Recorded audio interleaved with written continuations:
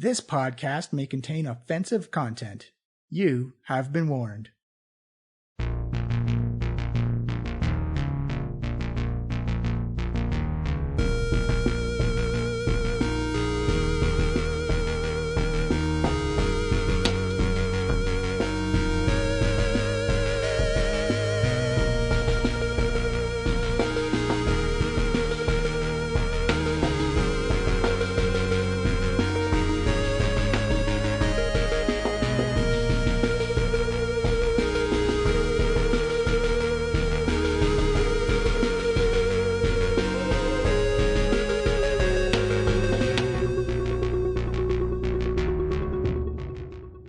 Hello everyone, and welcome to the Diecast podcast. I am your host and DM, Johnny. We are a live play 5th edition Dungeons & Dragons podcast. We are currently running through Season 5, Waterdeep Dragon Heist, and we have a crew of 3, a trio from Trollskull Alley, trying to figure out what is going on inside the city, all the intrigue, all the conspiracy, all the murder, all the crime, as they try and figure out where this big pile of money is and what the gang war is all about.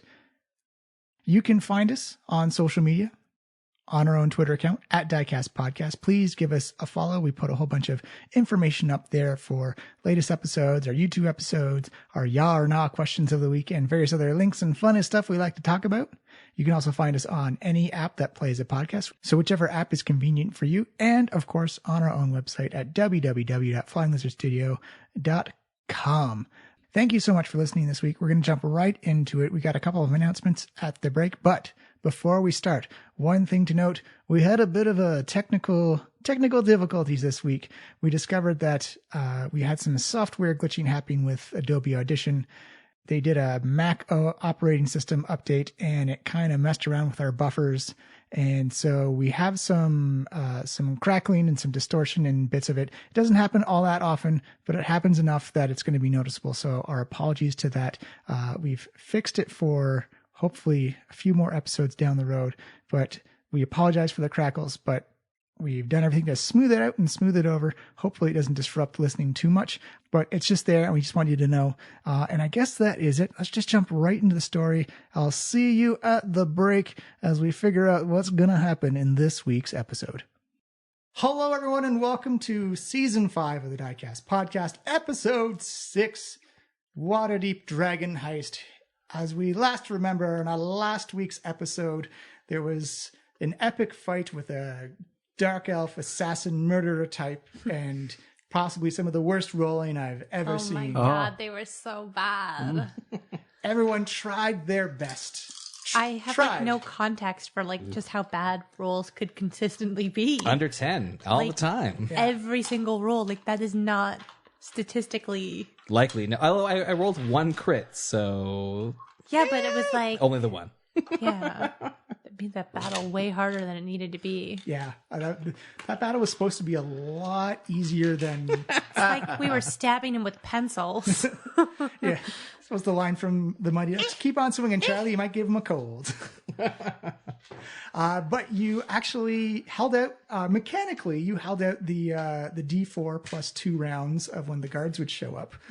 And the guards eventually did show up, chasing him away. You saved Hadar from being drunkenly assassinated in an alley. I think he saved us. Yeah. He killed it. He did as much damage as all 3 of us. I think he did more.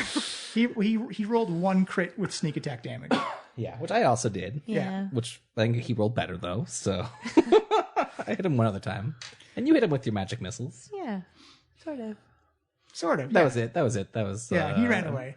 But you did identify him to a certain individual named Jarlaxle Banray, who then Hatman donned a disguise and came into the Trollskull Manor to try and convince Amalika to join his faction.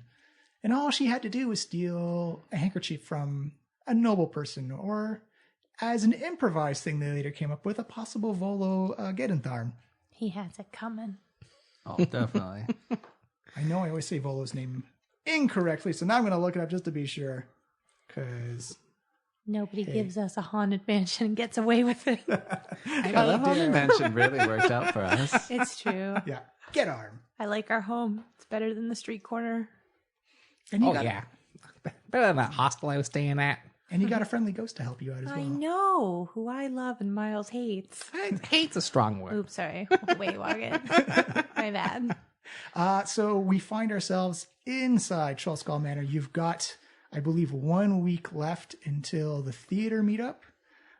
And you've got the Winter Shield party coming up as well to send out invitations and whatnot who we want to involve. Also, the following day after the fight with the Dark Elf Assassin, you do notice that there's kind of like this, almost like a bird stand or like a kind of like a hat stand. And you've noticed that there's little flying snakes with like little snakes with wings that are flying around, and a small little note from Davil Starsong that reads, "Gave a small upgrade. Don't worry about opening the windows for them. They can close and lock the windows themselves." Upgrade. I think he means these flying snakes. I think they're charming. Oh, they're not charming. They're definitely full of secrets and lies. He's now spying on us. This is exactly what I was worried about. Yeah, I don't feel great about this. This doesn't feel great. Give me either an insight or an animal handling check. All right. I'm going to do an insight check. Whoa. It's a 18. 18. You look at the snakes and you notice that you see a couple dart off and fly to an upper window, and with their deft little tails unhitch the window hat and the latch on the window. That's And so cute. You get the feeling that this is not the first time they've done this. And you see one zip out, and you see another one zip in with a small little rolled up bundled piece of paper, and then you see it exchange it with another flying snake, and then that one flies out the window as well. Little love notes. They're not. Oh my gosh, they're so not love notes. They're reporting on everything we do. Or just using us as a new information hub. I don't feel comfortable with this. I gotta say, I was really worried this would come down to this. Xanathar definitely think that they own the place. Xantharine, rather. But we own the place. Yeah. But they paid for everything, so now they think they do. Yeah, that's kind of that's kind of the thing I'm thinking they think. I was just getting used to owning this place, and now you're telling me I don't own this place. No, we own this place. We just got to get the Zents untangled a little bit.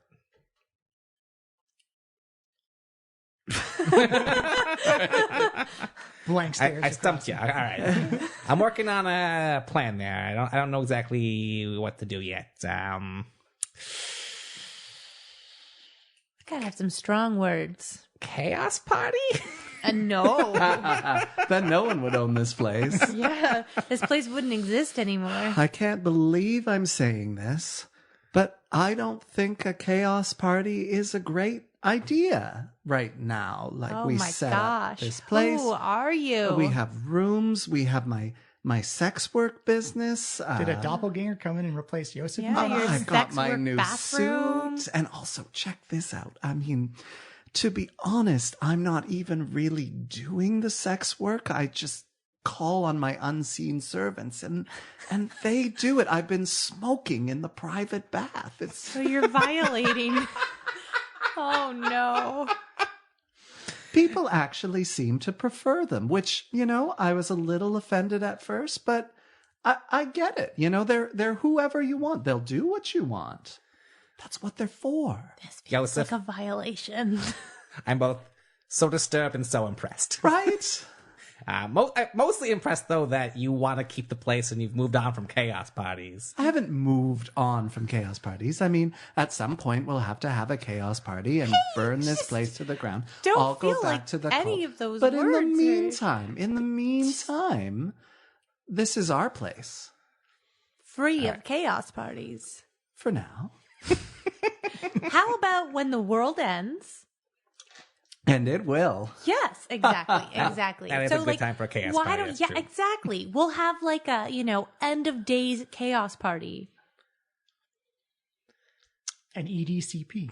I don't think we have to decide this now. That's true. As long I'm as just we're saying all it's on the like, same page. You know, I'm compromising. Today, Yeah. All right. I think, a first order for business is to probably trick Volo into doing a book talk at Scroll Troll Alley. We should probably go see him in person to pitch this idea. Yeah, you know he always hangs out at the Yawning Portal and is easy to find. back to the yawning portal, huh? Yeah, Darren could probably point him out for us, no problem. I keep staring at your shirt. I have a very good shirt on, Sorry. audience. You can't see it on it. Oh, it's great. It's a giant squirrel on a building. It's like Godzilla styles. King Kong, but a squirrel. Yeah. Sorry, I'm so sorry. Maybe we should edit out the part where Miles describes his shirt. I disagree. My modus operandi for podcasting D&D is I like to see how the sausage is made because to me that's D&D. This is raw and It feels very unfiltered, folks. Waywalk also. For Yeah, like, yeah. You know, He the can speak to critter. this small Yeah. beast. He got him Anyway. to pose like that. Okay. Can you just Back stand to on this reality, folks. Let's Sorry. get serious about these fantasy lives here. So we go to The Yawning yawning the Portal. yawning portal, Yeah. right? As you step in again, you come on in. It's relatively packed. We'll say it's around lunchish time. The lunch rush is just starting up. Same old familiar faces as per the sheet down in front of you are hanging about. Davil is there. Dernan is there. All the same old familiar faces. Amalika, could you give me a perception check, please? Mhm. Possibly. Oh no. Just need a 10. Oh, nope. Oh. It's a 7? It's a little hazy. Maybe a bit of the pipe smoke and magical smoke is just kind of like hovering in the air a little bit. You went from outside to inside, and your eyes are adjusting. Yeah. How long till our Winter Shield party? You've got 2 weeks, I think. 2 weeks, my friends. It's us again. Don't forget about that Winter Shield bash. It's wonderful. You won't die, and the place won't burn down. Give me your choice of persuasion or performance. I Your think choice. they're about the same. Nice. It is a 20. You hear you're kind of like this unanimous cheer, like, yeah, Winter Shield! Yes. Trollskull Manor, we're not going to die. We're not going to die at Trollskull Manor. I feel like it might be frowned upon to advertise in another establishment like this, but good job otherwise. I'm going to Well, smooth I this mean, over with Darren. So far, Durnan's been pretty cool about this, right? It's a different I think he's district. still mad at us a little bit.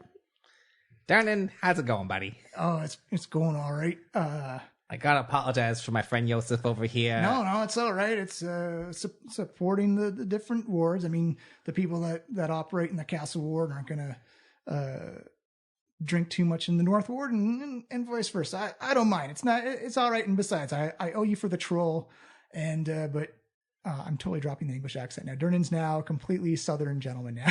Wow. Oh, And he says, I do gotta say though, you do have an outstanding tab a little bit though.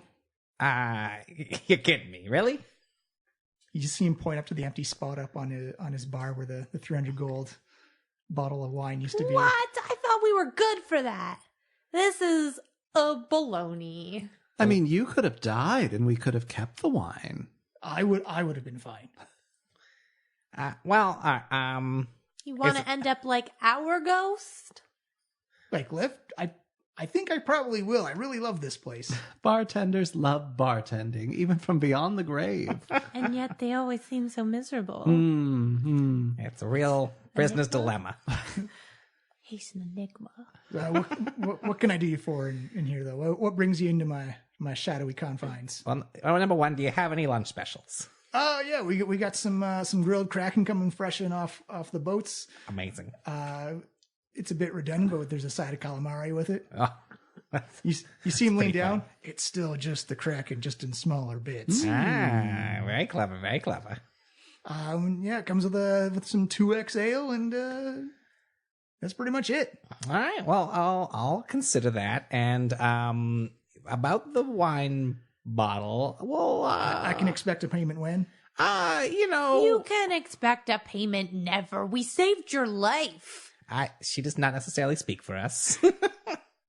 Although we all agree with her.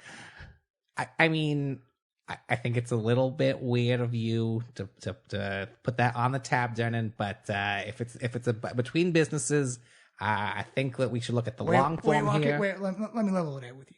Now, if someone came into your establishment and you had a 300 gold piece bottle of elven wine, and they decided that I'm gonna huck this at a troll, would you not want to be reimbursed? Hypothetically, did those people save your life? Oh, I was fine. I was gonna do all right. No, but see, in our scenario here, hypothetically, I would have been dying. They save your life? Because, like, in that case, I'd be like, yeah, that's a fair trade. Give me a persuasion check. Oh no. You're a sorcerer. You should. You got some decent charisma. But like, eat my farts. This is the worst. Yeah, try this die. Can I? No. You got what you got. Need a dice jail already. You just see him kind of like cross his arms and furrow his brow at Amalek, and he's like, "I'm not saying you got to pay me right away, but at some point, that bottle's got to be replaced." All right, we'll either replace the bottle or give you the cash. That sounds like a bit of a bar markup, though, with the 200 gold there. It's 300. Was it 300? It was 300. I don't know. All right, then. Well, is Volo here today? He's like, "Oh yeah, he's in his usual drinking stoop." And by the way, can you remind him he owes me for a couple of nights of rooming as well? Well, good news. I'm working on a money-generating project for Volo, so we'll see how that goes. Great, because as much as to use the air quotes, famous author as he is, he's kind of been dodging some bills lately. How shocking. Good to know. Thank you, Dernan. To Volo. Has been great. You see that Volo is up in in one of the corner booths. He's eating the luncheon special. He's actually got Raynar and Floon with him as well. Such a great smile. Floon! Ting! It's like, "Oh, hello. It's so nice to see you. How you doing, buddy? I'm doing wonderful. Sweetie, sit down for lunch. The Kraken is delicious this morning." How do you keep such a pristine smile? Well, I floss every day, twice a day. Twice a day. Ah. Gotta keep your gums healthy. You gotta brush vigorously. Don't eat any acidic foods or drinks. And a little prestidigitation never hurts anyone either. Good to know. Noted. Volo, nice to see you as well. Volo looks a little half in the bag, like starting his day drunk a little. He's like, "Oh, hello." Who doesn't love a good day drunk? What is? I can't remember. What's your party name again? I remember Yosef and Amalika and Waywalk, I can never forget you. I mourn your uncle every day that I get a chance. Takes a little sip of his mug. Yeah, looks like you've been doing a lot of mourning today. Oh, I was mourning in the morning. Oh, I'm a little hungover as well. Oh, geez, that's a double whammy. Yeah, but what can I do you for? And again, what is your adventuring party name? I never really officially got it. I've been kind of calling us the Trollskull Trio. But I love it. Oh, it works because there's 3 of you. Well, 6 of you technically, but I bet there's 3 in reality. Oh, yeah, you got some of the... Well, I was trying to cast Blur earlier, so that might be part of it. Very, very clever. Very good. Very good. What can Volo help you out for? You need an autograph, 25 gold pieces. Wow. Well, actually, as you may know, you gave us a property, if you remember that. Oh, yes.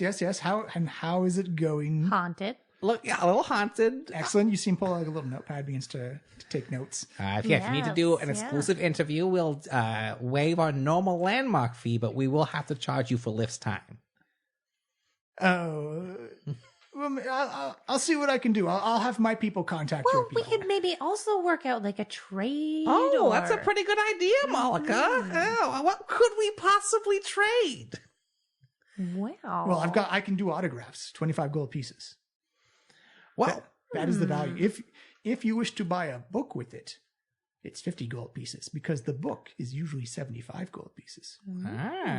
Well, I was thinking maybe that you could do an author event in Trollskull Manor with us. You see him kind of scratch his chin, and you see Raynar kind of like, you should you should do that, Volo.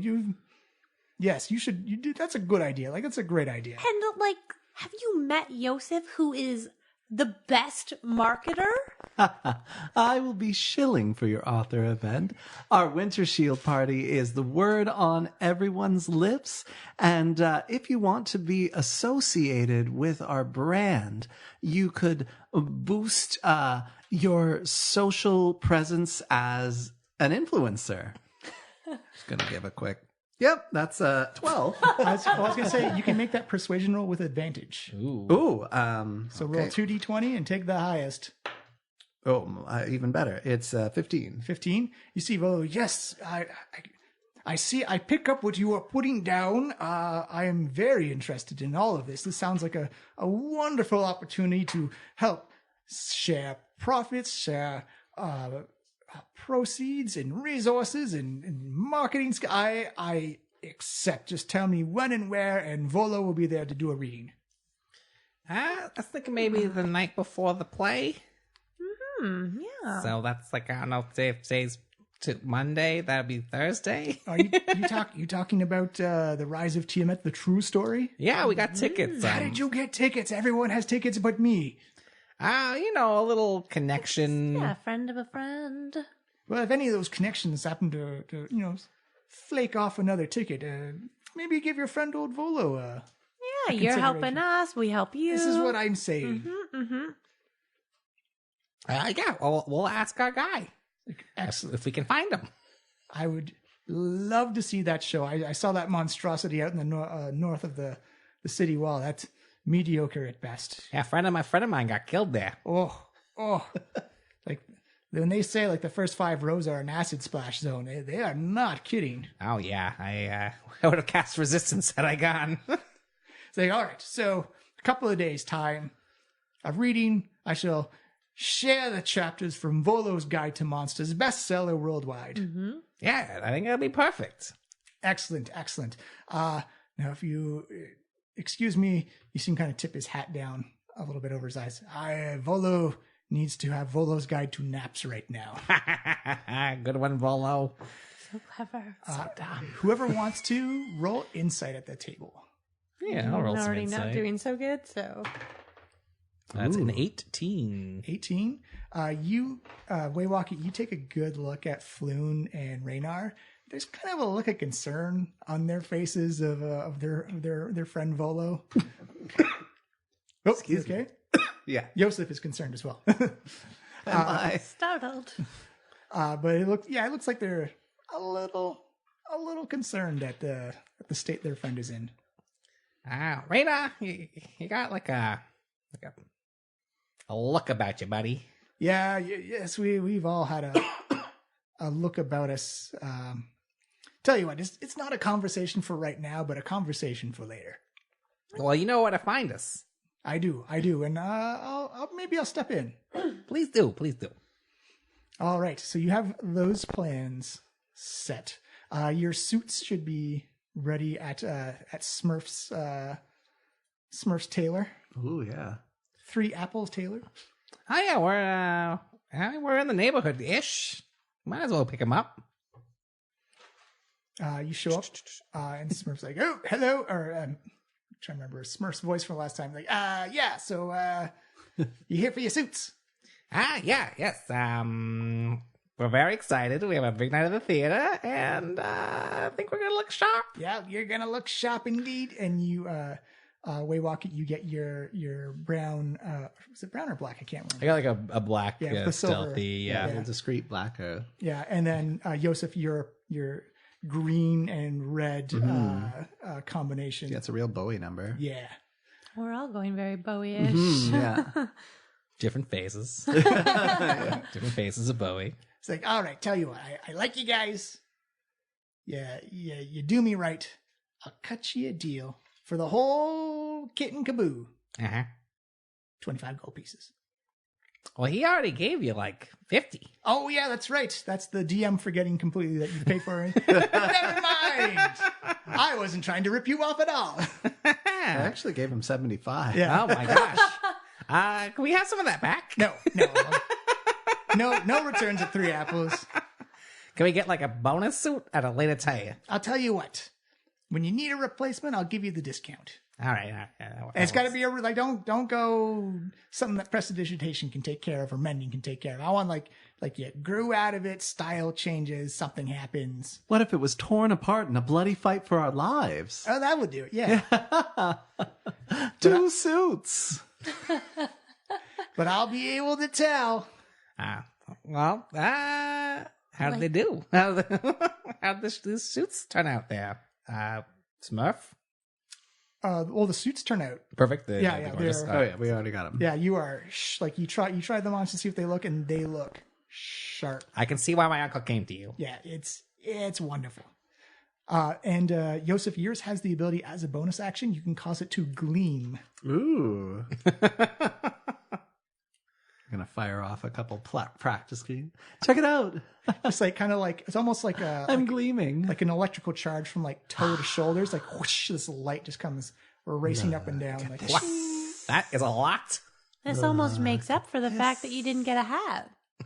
Oh, you had to bring that up right at the shining moment. This literal shining moment. it's like, well, I hope you enjoyed the theater. I hope you enjoy the show. I hope you're not sitting in the first 5 rows. It's a joke because they don't do any acid splashes at that one. Oh, good. I was really with there for a second because I'm not actually sure where our seats are. Your seats are actually in one of the private boxes. Oh, right. Oh, so good. I hope we don't get assassinated. A completely different concern. You return home with your suits and outfits and ready to go. And we can, if you need, we can speed of plot to the theater night if you wish. Yes. Don't we have Volo the day before, Oh, though? roll the day for Yeah. it. Correct. Yes. So So let's star wipe to the event. Yeah, start with. We've been doing some hype up, like we've been like promoting the event, like Yosef on the street, like Volo, intimate. Oh yeah. Evening. We've Should we given do him, a like, quick promotional strict- roll here? Yeah, give me a But, like, performance check. be careful with intimate, like, evening with Volo and also Yosef promoting sex work. Like, just... YOLO, sex work. YOLO's Crossover. not washed up. Time to go YOLO with Volo. Oh, I hate it. Very successful. That is I'm going to count this as a performance for the record, but it is a 15. 15, very good. So usually it's almost quite surprising, but you see Yosef being industrious at the next couple of mornings where he grabs a milk crate, walks about 5 steps away from the door, pops the milk crate down, and just stands up and starts barking about the upcoming reading with Volo and the sex work that's going to happen inside the Trollskull Manor and the Winter Shield party where no one's going to die. But it seems to be, you can see like the different store owners coming out and popping their heads out the window and taking notice of Volo. You actually notice that Liff is starting to make posters that can hang up just outside the Trollskull Manor Oh, very clever, Liv. for the Volo reading. And before him, all right, Amalka, here's the plan. When you go to sit him down at the beginning of the talk, I want you to distract him, and I will grab the handkerchief. Okay, let's do this. Great news, everyone. Everyone's into Volo, and they're even more excited about sex with the dead. Lift those posters. Are you maybe more interested in this You in a just sort of leave him out of variable this. space? You see on the chalkboard 2 eyes get drawn and then kind of like a squiggle mouth and then like question marks above it. That was going to be like a deep frowny face. It's kind of inscrutable, Liv. I think he's coming around on your whole multi-purpose space idea. Could be. It's like an author talk. We could have a lot more of these events. Think about it, Liv. Well, there's people coming in for drinking. They're buying food and seeing Volo. Seeing some Volo. All right, Volo. Amalka, as you say that, where you say like it's bringing people in to drink and eat, you notice that a small little beautiful porcelain gold gilded teacup comes flying over to you, and you can smell kind of like that mint and honey smell as it just kind of lands perfectly right in front of you to grab with your fingers. Oh, thank you. This is very nice. This is a very substantial upgrade from those first days of questionable water. And I mean, I don't get cold porridge anymore, but this is excellent. I'm a little jealous. I'm not gonna lie. I could really use a tea right now. It sounds very soothing on my voice. Look, he's making posters. Why don't you make your own tea and maybe he'll sweeten up to you a little bit. right. I think this is progress. You do notice a cup of tea come out. It's not the nice porcelain gilded cup that comes out, but it's a reasonably warm green tea. Well, Liv, thank you very much. It's very kind of you. See, he's coming around. He's coming around. Hey, Lip, where's my tea? You actually see a bigger like one of those like what's the name of the coffee shop from Friends, like one of those big The big perk, I believe it's called. the Central Perk, Central one Perk. of those big massive just tea almost saucers comes out. There's like an orange slice that comes out and it's been like salted at the top and it's got kind of like a fruity minty tea. Yes, that's my tea. See, I can't tell what he's trying to encourage you with right now. He's I can't tell if he's congratulating you for the good marketing or for the sex work or for trying to proposition him. Like, I have questions, but you know what? I don't think I want answers. yeah, no. Ghost should have the mysteries. Yep. All right. So advertising's done, and we can fast forward to the night before the big show where it's Volo's reading, and he knows that already about around dinner time the rush hits, but there's definitely there's people hanging around lingering for the sit down of the Volo reading for his Volo's Guide to Monsters, and anyone who's welcome to can give me another insight check. Wait, have we planned ahead, like who's gonna go to his house? Oh, no, we're just going to steal a handkerchief from him. Oh, from him. Okay, I thought we were gonna hit up his house while he was there. Okay. And if you need some time to plan or come up with any other crazy schemes, now's the time to do it. Let's keep it simple. Just Yeah. distract him, and I'm going to sleight of hand it. It seems like he will probably be drunk. Like, Yeah, Well, I think we're I'm- going to make him drunk. Oh yeah, I'm hoping just to I'm looking just for some advantage on this roll. But insight roll first for those that are interested. 12. I'm going to guess. Let's see if I didn't get a terrible roll. that was a great roll. Wait, what do we do? Insight. Oh, 20. Nice. 19 for me. So Yosef and Amalika, you definitely hear the whisperings and murmurs from the crowd. It's not so much like, oh my God, Volo is here. It's like, have you heard about Volo recently? Yeah, like this is going to be a train wreck a carriage wreck of a reading. He is not in a good spot right now. Great news, Amalika. I hear that Volo is blowing up in a bad way, and everybody wants to see what a shit show this is going to be. Well, my plan involves leaning into this a bit. So, I mean, this could be interesting. I mean, it'll be memorable. Everyone loves a dying star. It's true. Because deep inside of all of us, we know the apocalypse is inevitable, and watching others fail is a clear sign of the ongoing degradation of life that will bring us all to the cold so I think for embrace maybe of tonight, the Poobashaboo. let's bring this up a notch. Like let's embrace the party vibe, and let's bring some like positivity to this. Like maybe for now, just tonight, let's play a game where you pretend like maybe the world isn't going to end, at least today. We gotta make people feel like they're not dying. For today. For today. Yeah, because we want them to spend money and like, yeah. yeah, Sex and not work, feel yeah. exactly. Mm-hmm. Yeah. Yeah, I'm a little worried that Volo is gonna be a real disaster, but Well, now, If he is, they'll talk about it all Exactly. night long. yeah, I still want it to look bad on us for doing a bad thing. We'll see how it goes. We'll see how. yeah, let's just see the type of train wreck. Frankly, I'm kind of rooting for him now. I don't know.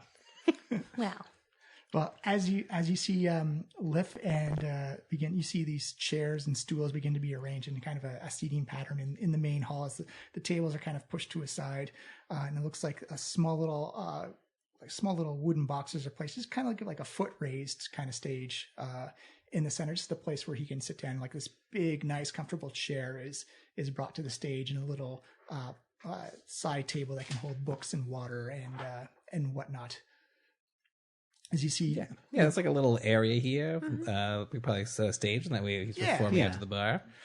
you do notice that a lot of the locals from the nearby shops have come in to to watch. You also notice that Davil Starsong has also come in. He's got a couple of companions with him as well, as they seem to be really interested in seeing what Volo has to say. Davil, I didn't know you were coming. Yes! I love a good performance. I loved his latest book.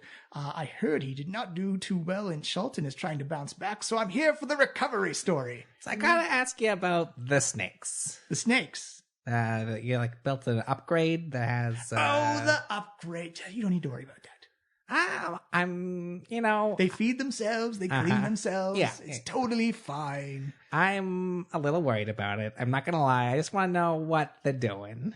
Oh, it's just a communication chain. Does it have to be near our manor?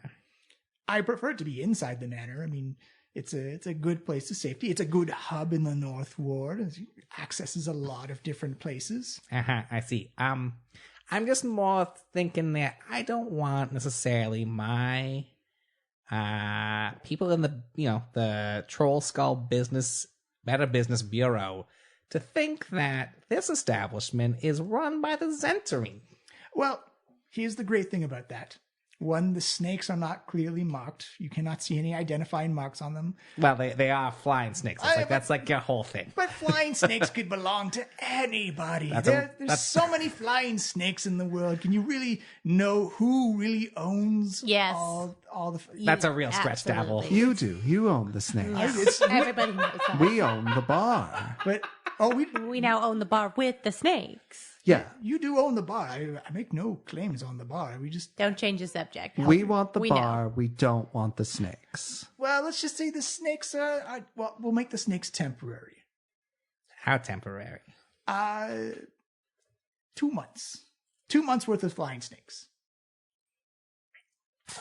I guarantee you, it's nothing nefarious coming in over the snakes. It's all legitimate. We're trying to rebrand, make it look like we're a venerable organization trying to help out society. Can we get that in writing? Sure. Writing's good. I believe you, though, Davil. Can I ask one thing? We did look into that elf murder thing down at the dock. Oh, yes. I'm quite pleased with your progress. It was quite good. In fact, actually, you see him pull out a small little... three small little leather pouches, and he throws them at Yosef, Amalika, and Waywalk. He's like, and that is thank you. I've talked to my cohorts, and you see behind him a half orc, an elf, and a little gnome who looks really scraggy and really raggedy. And he's like, and we have agreed that if you need to meet any of the higher uppers of Waterdeep, the well-to-doers, the deal makers, the politicians, we can organize that for you. If you need some potions or magical items, Schemo here can get you at below cost.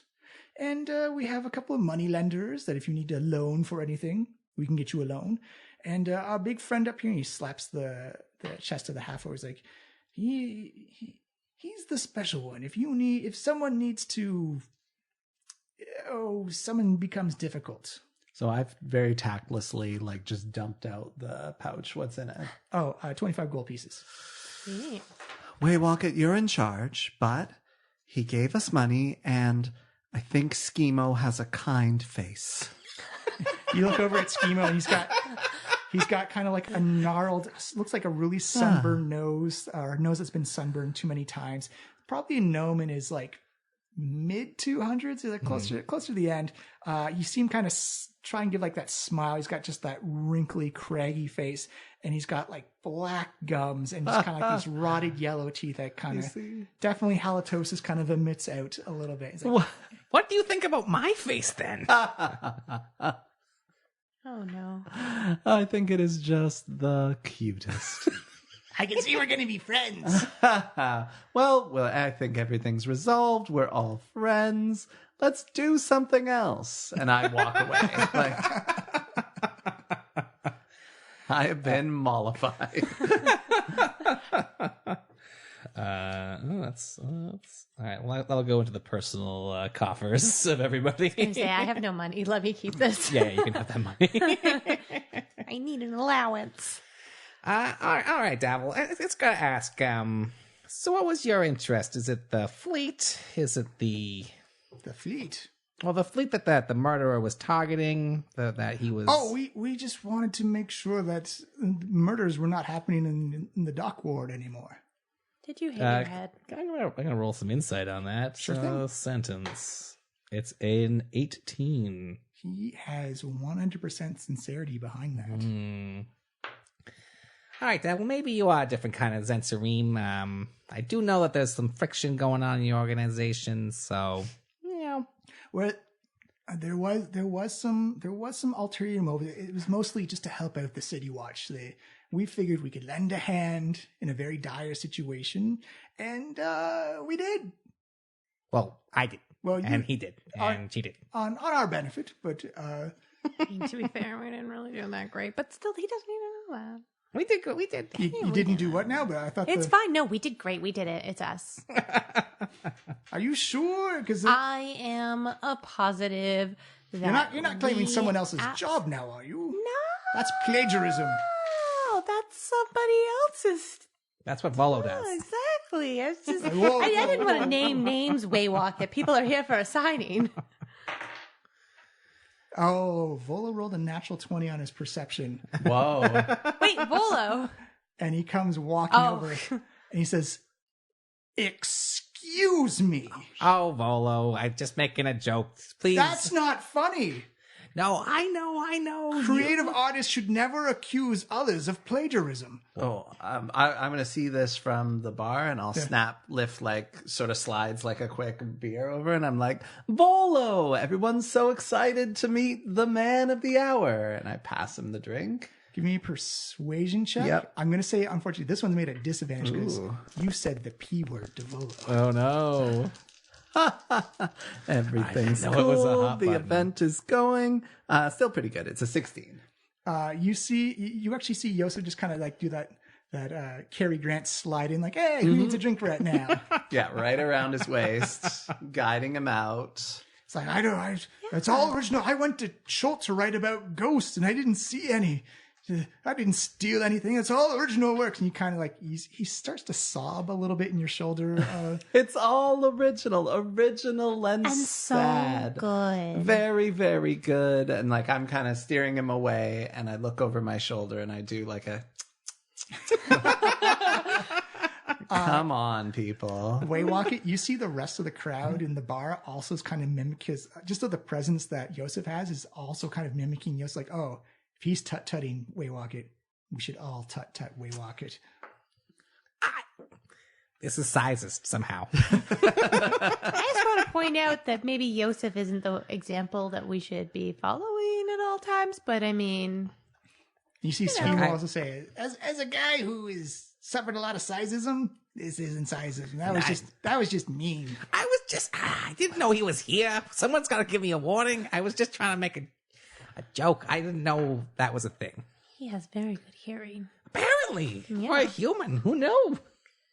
Maybe we should just get him set up and distracted. Yeah. I think we can still keep with the plan. I'm small, so hopefully he won't notice when I come around. You Let's see get him- Schemo say, now that's sizism.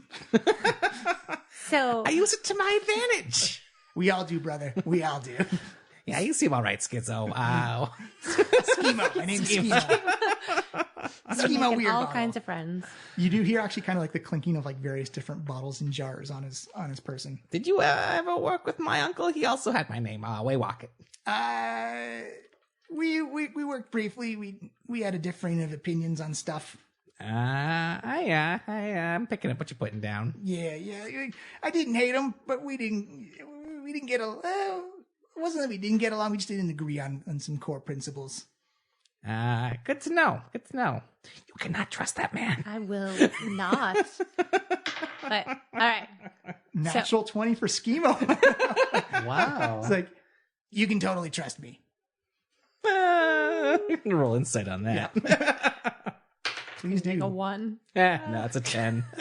Yeah, you can't tell because he's kind of got like that half grimace, half smile, and the teeth are kind of weirding you out a little bit. Like his eyes are magnified by his giant like Coke bottle glasses.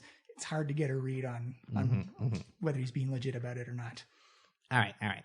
Well, maybe Yosef gets Volo up on stage and just get him settled. See if he needs any cushions or Yeah, anything. I'll bring the cushion to cushion it over, and that way I'll be in position. Yeah. And then I think what I'm going to do is, Lift's been teaching me some drinks at the bar. Ooh. And I think I'd like him to, we know he likes his drink. We're just going to see if he, wants to do a little, taste test with some of our new beverages. Yeah, good idea. Yeah. Yeah, you see Volo just is kind of like has his arm around Yosef and like, and I learned so much about the UNT. I stayed in their chambers for probably too long. I saw things I should not have seen, but I learned so much about snake people. That sounds great. It really wasn't. The information was invaluable, but oh my lord, you snake people stink. See, that's the kind of sort of snakish thing that you don't want to just tell me, you want to start strong, have a bit of a personal moment, I bet if you tell this crowd of people exactly how you feel about snake people at a key moment, it's going to really let the truth will set you free. It's true. I don't think people know that. They hear stories. They see things carved into walls about them. Like they had that whole city of Omu blew up a couple last year filled with snake people, but they don't understand the smell. The smell. Listen, we've got a complimentary drink coming your way that's just gonna loosen that tongue. I'm gonna MC you. I'm just gonna intro you, give you a bit of puff. So you go with Amalika. Have a little drink. There. Oh, leave him here. Yeah. So you stay here. Amalika's coming. Just sort of sit in the chair Waywalk sets up for you. Look dignified. I'm going to intro you, like I say, and, we'll share some cred, and then go up there, get into them, tell everyone exactly how you feel. he just leans in kind of close, like, thank you. I will. And he just puts his hand on your shoulder. Yosef's like, I trust you. Everyone does. So I'm going to give him a big thumbs up. And then Amalika is going to go over to the bar where Liv is, serving drinks as he does. So she's going to go prepare a tray with several interesting shots. I did not come prepared with some fun D&D themed names. Do it on the fly. Ooh. Do it on the God, fly. I can't. Don't say that. Let's all go in a circle and do one. All right. Okay. We'll start with Miles so Steph can have a... Sex on the breach. Ooh. Well, critical hit is... Oh, nice. Second, writing these down. Cool. Hit. Adam. Wait, it's your turn. Oh, is it my turn? Oh, it's going around. I think I have to... No. I'm going to call it Constitution save. Ooh, rats. I was hoping I would come up with that. Ooh, there we go. Eldritch Blasted. Eldritch Blasted. Awesome. I love it. Everyone's going to get inspiration for that one. Hooray! What does that mean? It means at any time you can give advantage to any roll. So for yourself or for another player. So if say you have a replay of that fight from last week and Miles rolls really terrible, you're I'm going to give you inspiration on that and you can roll it with advantage instead. Nice. So what were they? Constitution save, sex on the breach, Eldritch Blasted, and critical roll? Critical hit. Oh, critical hit. Sorry. Critical roll is completely different Sorry. Okay. So Liv and Amalika mix up a bunch of drinks at the bar. Liv guiding Amalika. Give me a performance check, Amalika. Oh no! You got some You got charisma. charisma. Yeah, you got some charisma. Yeah, but my rolls are so bad. Yeah, no, you gotta really switch to that other die. Wait, what am I doing? Charisma. Performance check. Yeah, Oh. yeah. So it's a 10. 10's good enough. You see Amalika using the drink shake or the shaker and kind of doing like spins with this other shaker that's just like kind of like also hovering in the air, pouring things in tandem, crossing over and doing like adding a little bit of flair to the bartending. She's still learning, working. It's difficult working with a ghost who's kind of invisible, but she finds her spot and puts on a nice little show. And you see a lot of the eyes have turned towards the bar of Amalika and Liff making shots. You've learned a lot. Yeah, Liv's a good teacher. I'm going to call up Tom Cruise. We're going to have like a little like special back here. It's going to be great. Definitely a half elf. So Amalika takes the tray of newly made drinks and heads over to the little stage area where Volo is waiting and sitting on his not cushion yet. But she puts the drinks down on the table beside Volo and kind of turns him towards the table and just sets them down. It's like, Volo, hi. It's like, hello. How are you feeling? A little sad. Volo's feeling a little sad right now. Oh no, you didn't have a good talk with Yosef? Well, I feel better now, but the plagiarism thing cuts deep on writers. It hurts to think that someone thinks I wasn't original. Don't worry. I mean, like, Waywalker, he just says things. Hurtful things. It's it true. Hurt my feelings. You know who you should talk to, and you will have so much in common with your current dislike of Waywalker. It's Liff. Who's He's our ghost bartender. Right, remember? the ghost. I didn't know his name. I've only been in here twice. His name's This is my third time. Mm-hmm. We should have. Does he talk much? I mean, is he a talky ghost? He has a chalkboard, so he's pretty righty. He'll understand my troubles then. He will. You can talk about how much you don't like Waywalk. I mean, I don't dislike him, but it hurt a lot. It hurt my feelings. He will understand. He will. There is nobody here who will understand you better, except for maybe the rats. But I don't. Maybe that should be in my next book, Volo's Guide to Vermin. Oh, it's got alliteration. I love alliteration. I mean, and if you do wind up, Waywalk, he's sorry. I'm sure he's sorry, but he could help you with that. He didn't apologize. We'll work that out. I'll put in a word with him. And, if you do wind up doing a book on vermin, he is very friendly with most of them. Is he? Not the ones in this building, but, like, most of them. Yeah. But, on that note, I mentioned Liff, our ghost bartender. These drinks look delicious. Exactly. I've been practicing. He's been teaching me. So we've whipped up a bunch of these drinks.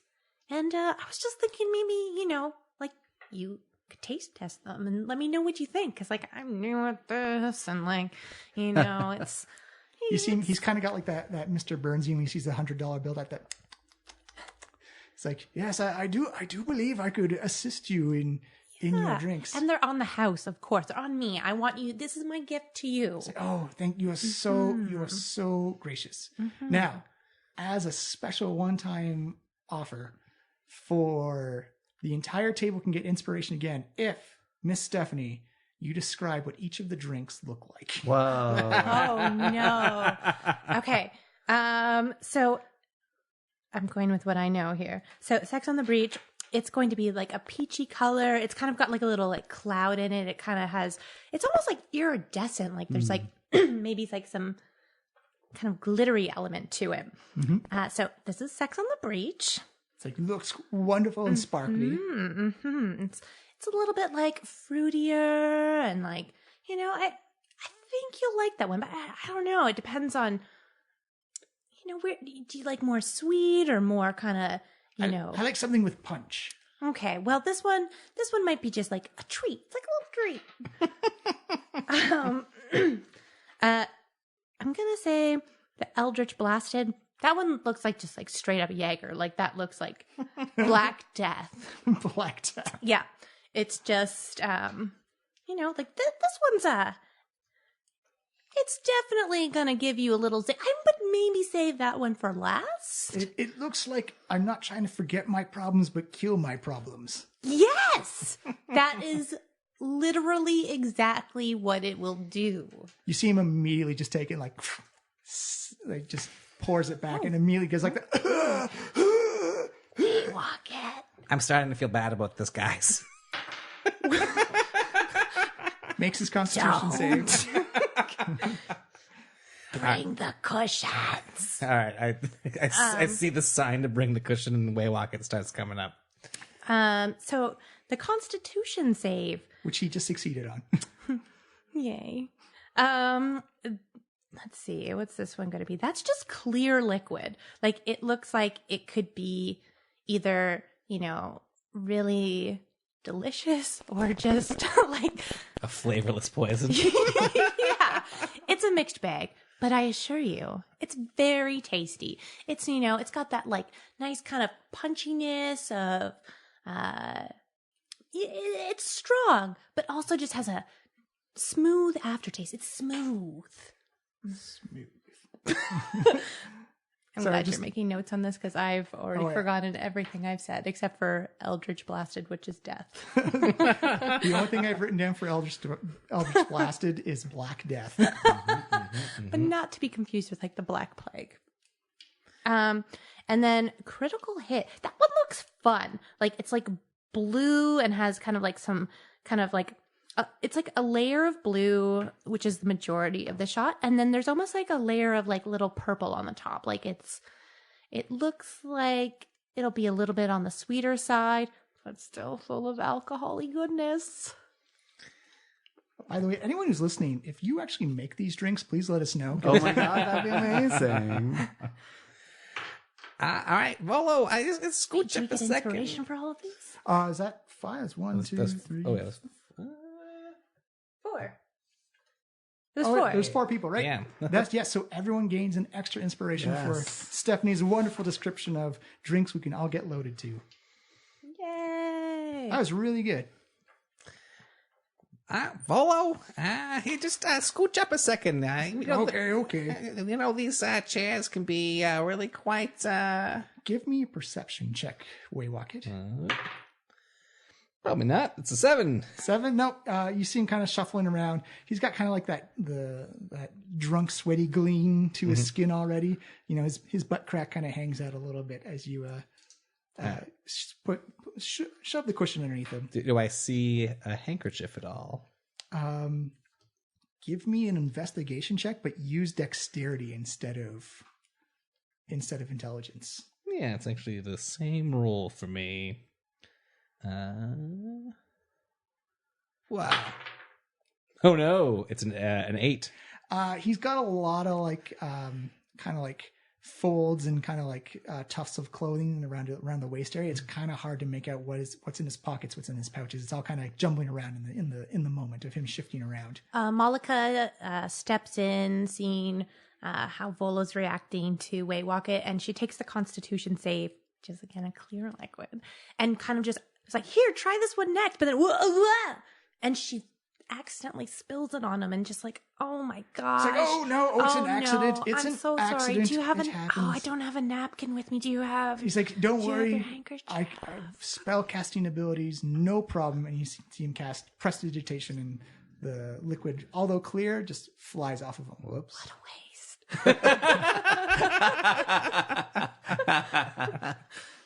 It's a cantrip. Yeah, it's a cantrip. He's a level 1 spellcaster. God damn it. Why does that have to be the one spell you have? Every wizard should have prestidigitation. Just my own personal opinion. That's so great. Like I can teach it to you. Are you learning? I have it actually. It's very, very handy, especially when you're in like the sewers and you're out of the sewers and you're just like, I got this stuff on me from the sewers, and you don't want it. Poop is really hard to get off unless you know magic. It's true, and it's smelly.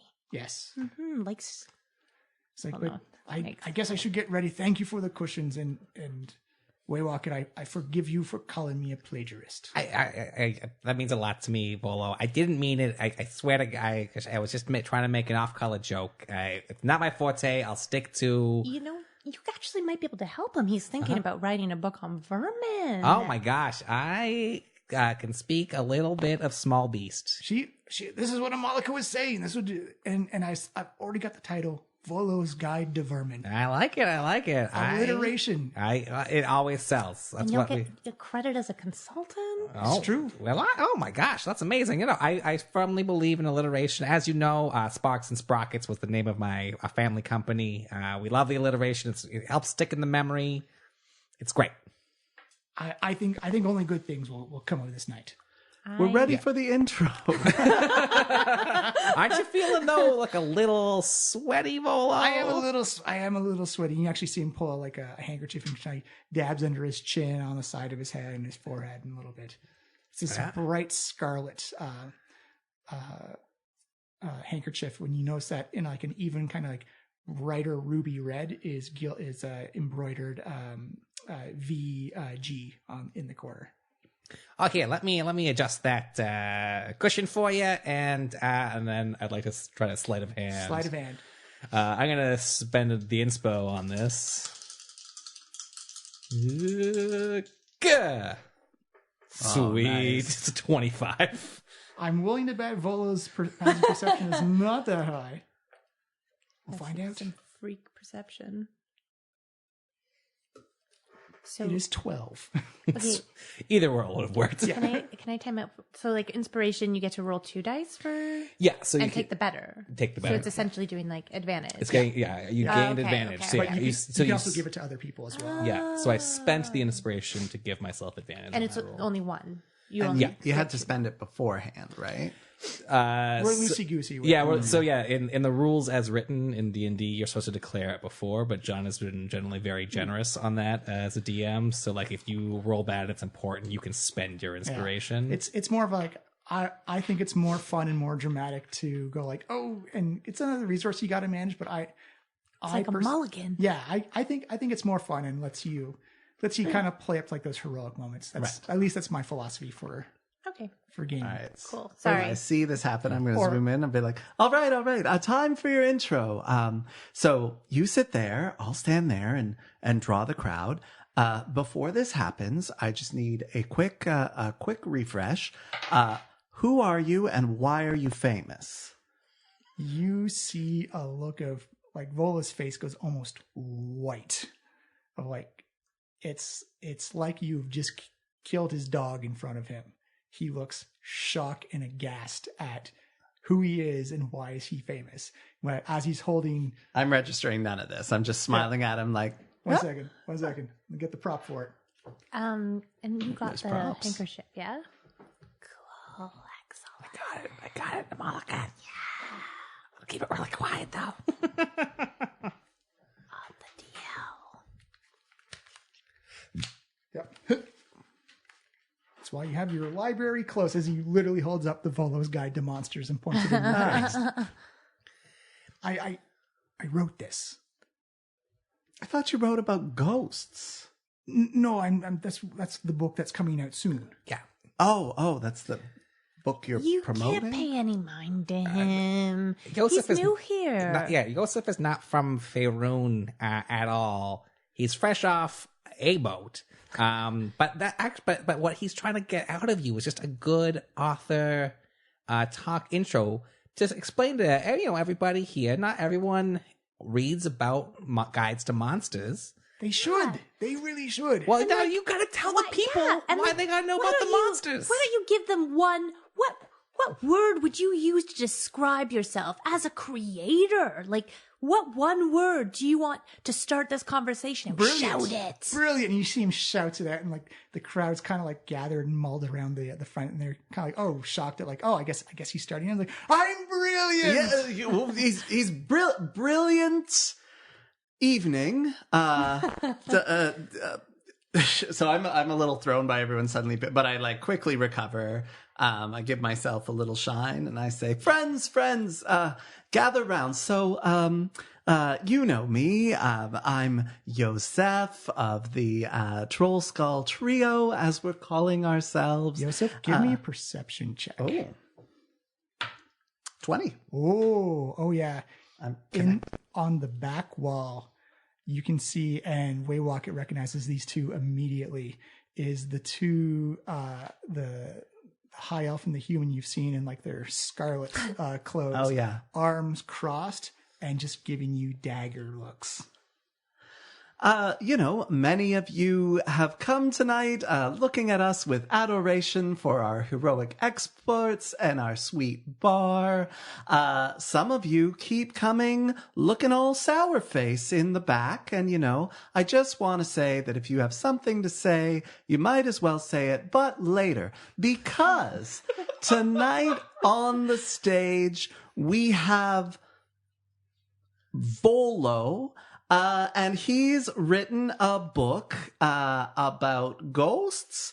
Anyway, That's coming up. ghosts. So when Waywocket proposed to me the idea of a low-key party, I was skeptical because ghosts, like they're dead, you can't see them, maybe they want something, who cares, Like, who would ever want to spend their time in this dwindling existence, in these rotting bodies, Wrap it up. in this rapidly decaying Wrap it up, buddy. universe, reading some dusty old book about Positive ghosts. conversation. But in Positive. the positive way, I've been spending a lot more time with my personal ghost servants, and I've learned much. Bring it back to Volo. Ghosts To Volo. have names. Joseph. They remember their lives. They're Joseph. actually quite fascinating. Volo. And who better to tell us about them than an expert on ghosts and also apparently monsters and so many other things is our friend Volo. And for 75 dragons tonight, you can buy his book, a signature autograph copy, and learn all about ghosts. And for an additional 5 dragons, you can fuck one. So bring him up here. Our friend, your friend, a real brilliant celebrity, Volo. We gotta give him the script next time. No. I really thought it would be okay. I don't know why we thought that. Don't know either. Okay, so We got a false sense of security with his marketing, I think. So based on, you don't need to roll for that. That was amazing. First of all, bravo. That was Yeah, that was really amazing. funny. So between Amalika and Waywocket, I'm going to need one of you to do an insight check and one of you to do a perception check. I'll take insight if you take perception, because that's my skill. Whoops. Ooh, Natural 20. Wow. Not doing the worst. So Amalika, you see during Yosef's preamble speech that Volo has taken 2 of the shots, the critical hit and the Eldritch blasted. Or sorry, no, that No, Eldritch blasted. no, that was used already. Sorry, No, we lost the... We lost the Constitution save, so yeah. he's had the Sex on the Breeze? Yeah, he had that one first. Yeah, and then the Eldritch blasted. Yeah. So he takes the last 2, downs them both at the same Well, time. only has one. Wait, He critical spilled hit. one on him. Right. Sorry. So Yeah. he takes it, downs it, and he does not look like he's in a good spot. He looks like he's made one too many trips to the bar. I rolled a 10 on my insight, by the way. The crowd is absolutely enthralled by what Yosef is saying up on the stage. Like you can't read whether it's like this is going terribly or this is going exceptionally well, but they are It's going. entranced. Yeah, it's like the one or the other. It's like dating. It's either really good or really bad. You don't want anything in between. And you'll find out at the end of it. Yeah. in the reviews. Oh, geez. Well, this is going someplace. Yeah. I don't know about Volo, though. Volo looks like he's kind of like slumped back in his chair a little bit. He pulls out his Volo's Guide to Monsters with the collector's edition cover on it. You see him flip open the page, takes out his handkerchief and wipes some more sweat from his Wait, face. didn't we steal the...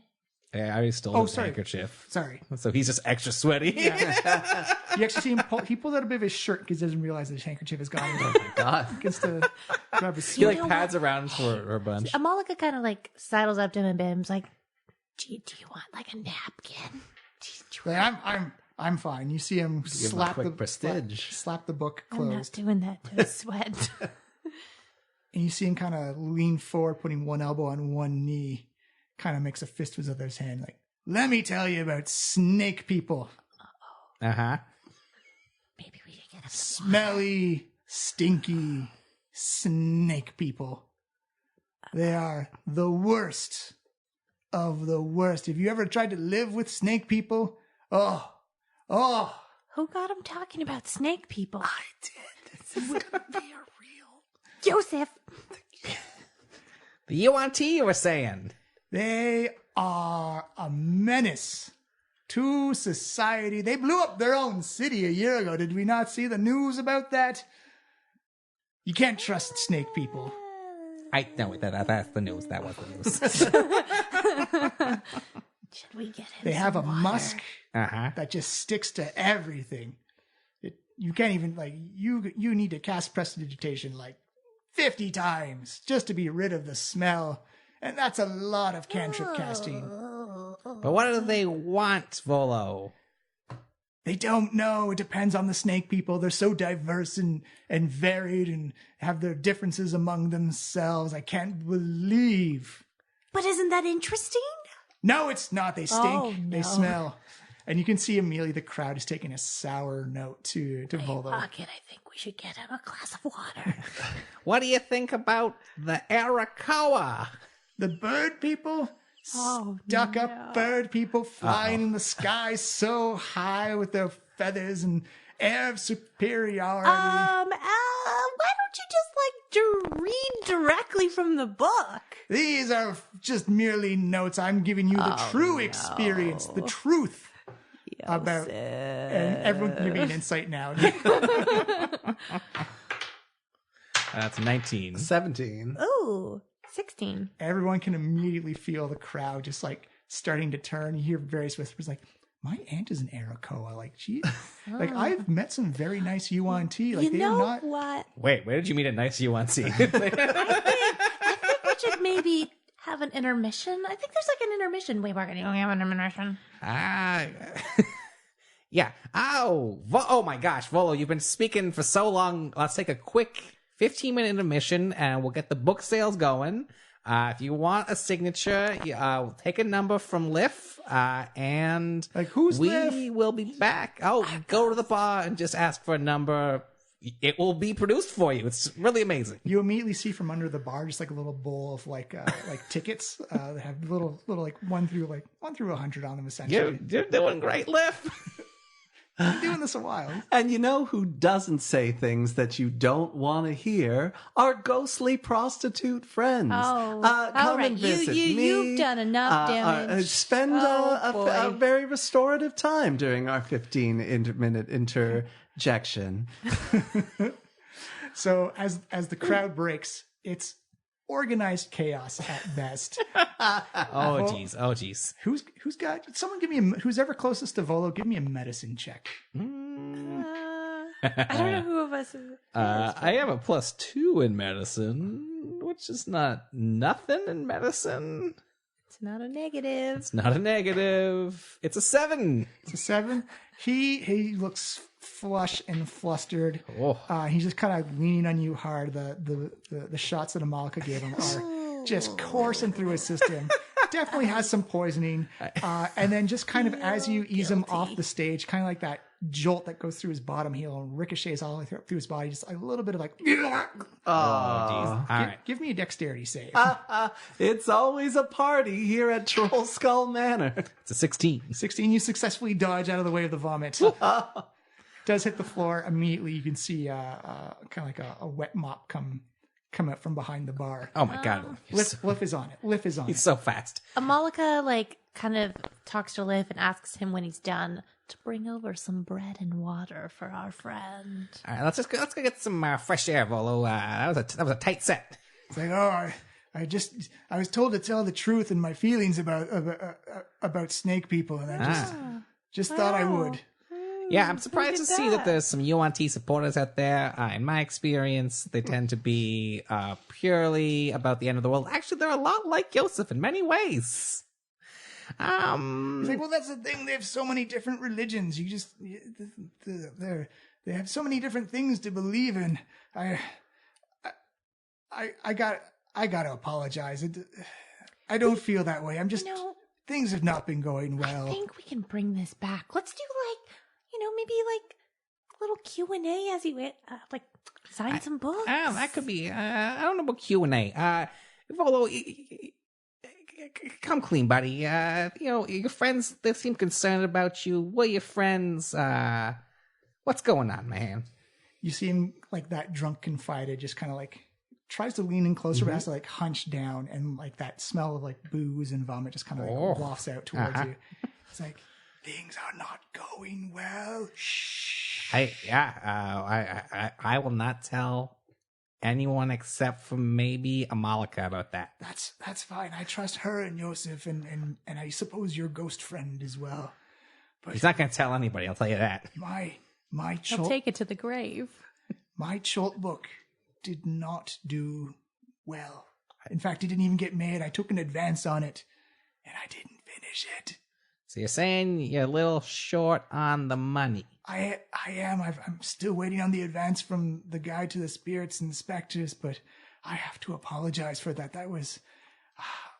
I say things when I'm angry and drunk, and I was just taking it out on the Yuan Ti and the Arakoa. They're not all bad and evil. Some of them, they're just trying to live. They have religions and ways of life. I took it out on someone who did not deserve it. I'm sorry. Well, that you don't have to apologize to me. I think we can salvage this, though. How about take some deep breaths and out, and one more time in and out again. Burp. Oh, geez. All right. Well, this is maybe not the best night ever for a book talk, but I think if you just think sober thoughts and go with a more positive message, and you can change your story. Also, maybe think about tomorrow when you wake up. Don't drink all day. See, but it's the only way I don't feel my feels.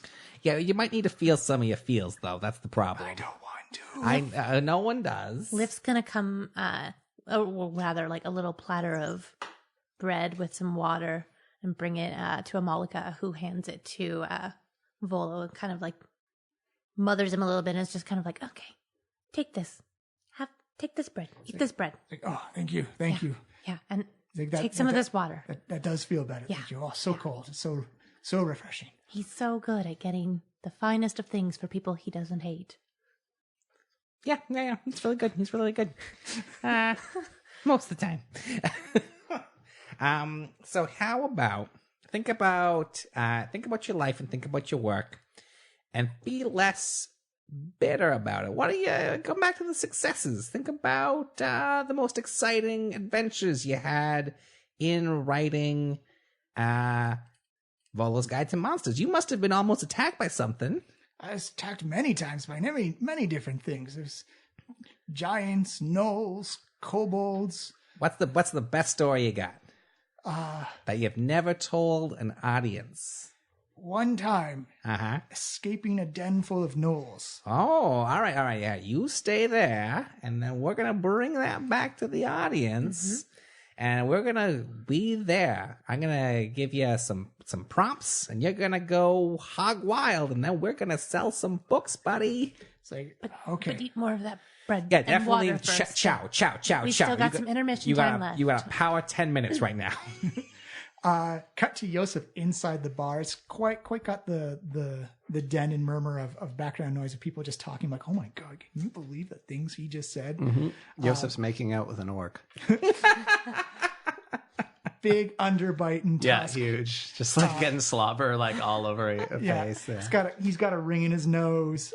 He's got some tattoos on his chest and definitely like some war scars all over his body. And you feel a distinctive, like very stern, forceful tap on your shoulder. Sorry, what? You still feel the tapping waiting for you to turn around. Excuse me. Hello? It's the two characters you've seen in like their scarlet and crimson clothing, and they're again staring daggers into you. One of them holds up an envelope. It's got this. It's a red envelope with like this golden bow around, almost like a Christmas wrapping, and presents it to you. So before I read this, my read on the situation is that you're both in love with me. It's rotted your marriage, and you're now following me around town because your lust for me has driven you both insane. And I just want to say, I respect that. And I open the envelope and I read it. You see them both look at each other and then just turn around and walk out the door. So what's it say on this envelope? It says you are cordially invited to meet the leader of the Boudoirs Guild, B, at the most convenient time possible. Waywocket, these two people whose lust for me has ruined their marriage and driven them insane gave me this. That sounds very plausible. What does it mean? You know the Boudoirs Guild. All right. You know how we talked about this earlier, where guilds run the city, and you've been operating outside. There's a guild for the sex work. Sure, but I mean, I took that to mean living sex workers. Uh-huh. So I use my entrepreneurial skills to discover a loophole in the market. You're like an undead pimp. Well, they maybe don't know that, so you might have to do some explaining. Well, as I'm sure you've seen tonight, explaining is what I do best. Oh, geez, I better go with you. And then I leave Waywalk with the letter, turn back to the orc, and go right back in there. Yeah. Yeah, I'll definitely go with you when you see those guys. Thanks, And don't bite his tongue. Hello. I can't have that kind of violence in here. You see the orc pull away from Gronk Think 3, a crowd, and just kind of pulls you down the bar a little bit. He's got a point, Waylocket. I know when I'm not wanted. All right, Volo. So the second act of the Volo book sign actually goes surprisingly well. He first comes out and apologizes profusely and gets very honest, very similar to the conversation he had back out in the alley about life not going well. And he's blatantly honest, I did not finish the Chult book. It's a jungle out there. Literally, have you been? It's almost impossible. I would never go there. It's a literal jungle. You'd have to be tricked or stupid to go there. It's just insane. But then he starts talking about the diversity of the Yuan-Ti and the various religions they have, and you kind of get this feeling that they're not all inherently evil. Some follow evil religions, but they're the same as anyone else. They have hatchlings, they have offspring, and they just want the best for their life. Sometimes that's rendering in Dendar the Night Serpent to bring about the end of the world, and sometimes it's just finding enough food in the temple to make it to tomorrow for your kids. I had no idea, but all this stuff is so fascinating, Volo. And he goes in the family structure, and just say I took my anger out on them and it wasn't right. And you kind of you don't even need to roll inspiration, but you kind of feel the crowd just now kind of turning and kind of supporting. He's just opening up and being very sincere, and he begins to talk about the more funnier and jovial stories about trying to escape the Knoll Den, where he had to dress up in the carcass of a bull and pretended to be an undead cow. You didn't. And he had to undead moo his ghostly moo, boo moo, and it freaked all the gnolls out, and he snuck out of the den, just within an inch of his life. Various stories like that, but he definitely does the apology and kind of rights the wrong he just previously did. And you do notice for, we'll say, the 90 minutes that he's talking and answering questions, doesn't take a drop of alcohol in that time. This went both very bad and then very good. We turn it around. You did good, Waywocket. Thank you. I think it was a team effort. Lift. Good work on the bread. I don't feel like we can credit Yosef with the team effort in this unless we're also counting the very bad part of it. Well, that's what you get with Yosef. We have multiple problems with him, by the way. One of them, he's about 3/4 naked in the corner of the bar, furiously making out with an orc. Oh, geez. It's not subtle. It is not subtle at all. The orc is big enough that he's not bumping into people, knocking over stools. You have a room! The ghosts are using it. We're turning a profit. You have a bathroom! The orc pulls away you have room? And ghosts. Ghost room? Gronk, go. And he just grabs you by the shoulder and drags you upstairs. I'll see you later. Tell me how it went. Don't use my bedroom. Or Alvin's. Or mine. The common room is fine. Or the den.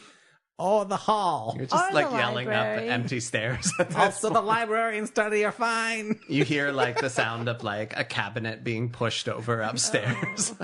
Definitely some like some wood breaking and maybe some glass shattering a little bit. We just fixed this place up. Oh, if this goes well, maybe we'll have the money to replace it. Or just we'll take it from Yosef's cut. Well, I'm pretty sure we're going to need money to sterilize everything after. That's what prestidigitation's for.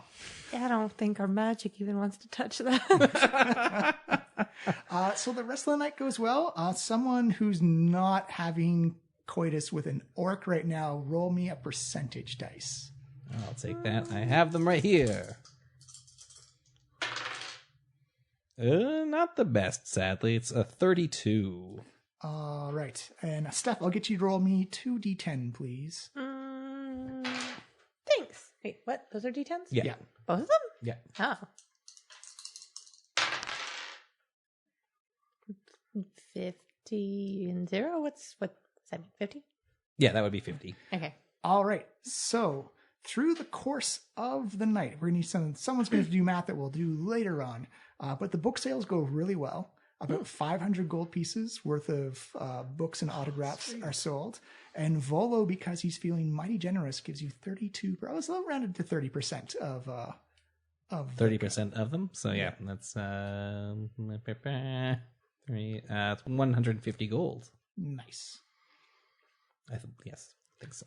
As the crowd clears out, closing time comes around. Liff helps dim the lights in the bar and help clean up. And it feels like it started off kind of shaky, but a relatively good night of an open book session. And we take our first break there before we attend the theater. How much did I make from my ghostly sex work schemes? Roll me 2d10. Ooh. No, this one and this one. An 8 and a 6. 8 and a 6, so you make 86 gold off of that. Side hustles. All right, and we will take a break and see you very soon. Woohoo!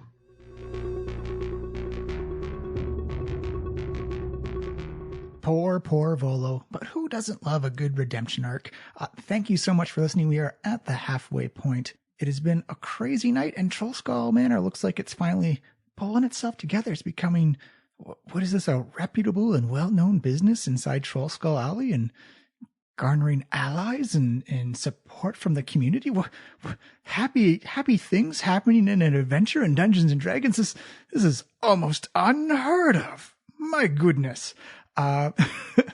It's not all the time that you see a happy story or a redemption story get told in Dungeons and Dragons. So it's good to see. It was awesome to see the characters roleplay that out with Volo, and it was great to see them kind of relight that inspiration fire, kind of put the motivation back inside Volo and get him writing again, get him exploring again. An unexpected turn and a great showing of what Trollskull Manor can be, and just the chemistry of the group you can feel is really coming together. And I hope everyone had fun listening to it, because we had a great time recording it. We are at the break, which means it's time to do our two usuals. The first is, of course, always the Toronto Comic Arts Festival, which is going to be running from Saturday, May 11th to Saturday, May 12th. It's right in the heart of downtown Toronto. If you want to celebrate comics and its arts and the artists there, and you want to buy some awesome art from the various vendors and comic artists there, then this is the place to be. It is super free. It's more than free. It's super free, because you're going to have a really good time. It's located right in the downtown core of Toronto, right at Yonge and Bloor at the Toronto Reference Library. You can check out all their information at torontocomics.com. It'll have all the information for the exhibitors, for the program, for satellite locations and everything like that. So head on over there, check out the webpage, find out what panels and what discussions you want to go attend. But I think it's going to be really cool, and I think it's going to be really fun. And when we can get that information out to you, we absolutely will. The other is a trusted favorite of the Diecast podcast. It's the Unconventional Gaming Convention. That's going to be this year, in the year of 2019, September 14th. Again, Southern Ontario is the hippest and coolest place to be in the summer for conventions and nerd stuff. And that's going to be in Peterborough, Ontario. That's good. It's lovely in the fall time in Southern Ontario. Or end of summer, beginning of fall, right around that transition time. But they are currently, if you are in the area, they are currently have their applications open for GMs and DMs to submit and see if you want to run a game. It doesn't have to be D&D. It can literally be anything. Send in an application, let them know who you are, and if you can make it, it'll be a lot of fun. I went there last year, DM'd a couple of games. Brendan went there last year, and it is fun. It is inclusive, and it's one of those good feeling cons where you walked in and you got to meet everybody and you got to share a game with everybody, and it was a ton of fun. I can't recommend it enough. So if you're in the area, come on into Peterborough, Ontario for the Unconventional Gaming Convention. It's a ton of fun. If you want to run a game, send in your application. They are looking for people. You can find their application on their Twitter account at Uncon Gaming PTBO, or you can find all the relevant information at uncon.ca, and they can help you out in any questions you have about the event. I recommend you go. I'm going to be there. Others are going to be there. And it's going to be a ton of fun. Also, starting in May, technically it's May 1st, but starting for the rest of May, we're also going to be shouting out some other D&D podcasts you may want to check out. So if you feel your library is not full of enough tabletop role-playing games, then we will be shouting out a couple of other podcasts that you should pay attention to. Dungeons and Dragons is, of course, a great one that you should be following right now, as they are ending. I believe they just posted their last episode for the Rise of Tiamat. And what an epic saga they have all been on. So I recommend you go check that out. We'll be doing some more official shout outs next week. But that is it. A quick one for the mid-break, as we're going to get right into this attempt to enjoy the theater. What could possibly go wrong in the theater? Nothing ever bad happens at the theater, right? Questions? Yeah or not maybe for this week? So that is it for us this week. Thank you so much for listening. As always, you can find us on Twitter at Diecast Podcast. Please give us a follow. You can find us on any app that plays a podcast, whichever is the most convenient for you. And please leave a review, leave a rating. It does actually help us out a lot. Helps out with traffic a whole bunch. And just let us know how we're doing and how we can improve for y'all. And as always, on our own website at www.flyinglizardstudio.com. Also on YouTube, youtube.com/Diecast Podcast. We are there just to put up old videos if you want to catch up, if you want to revisit the old favorite moments or just have something fun playing in the background. We are there.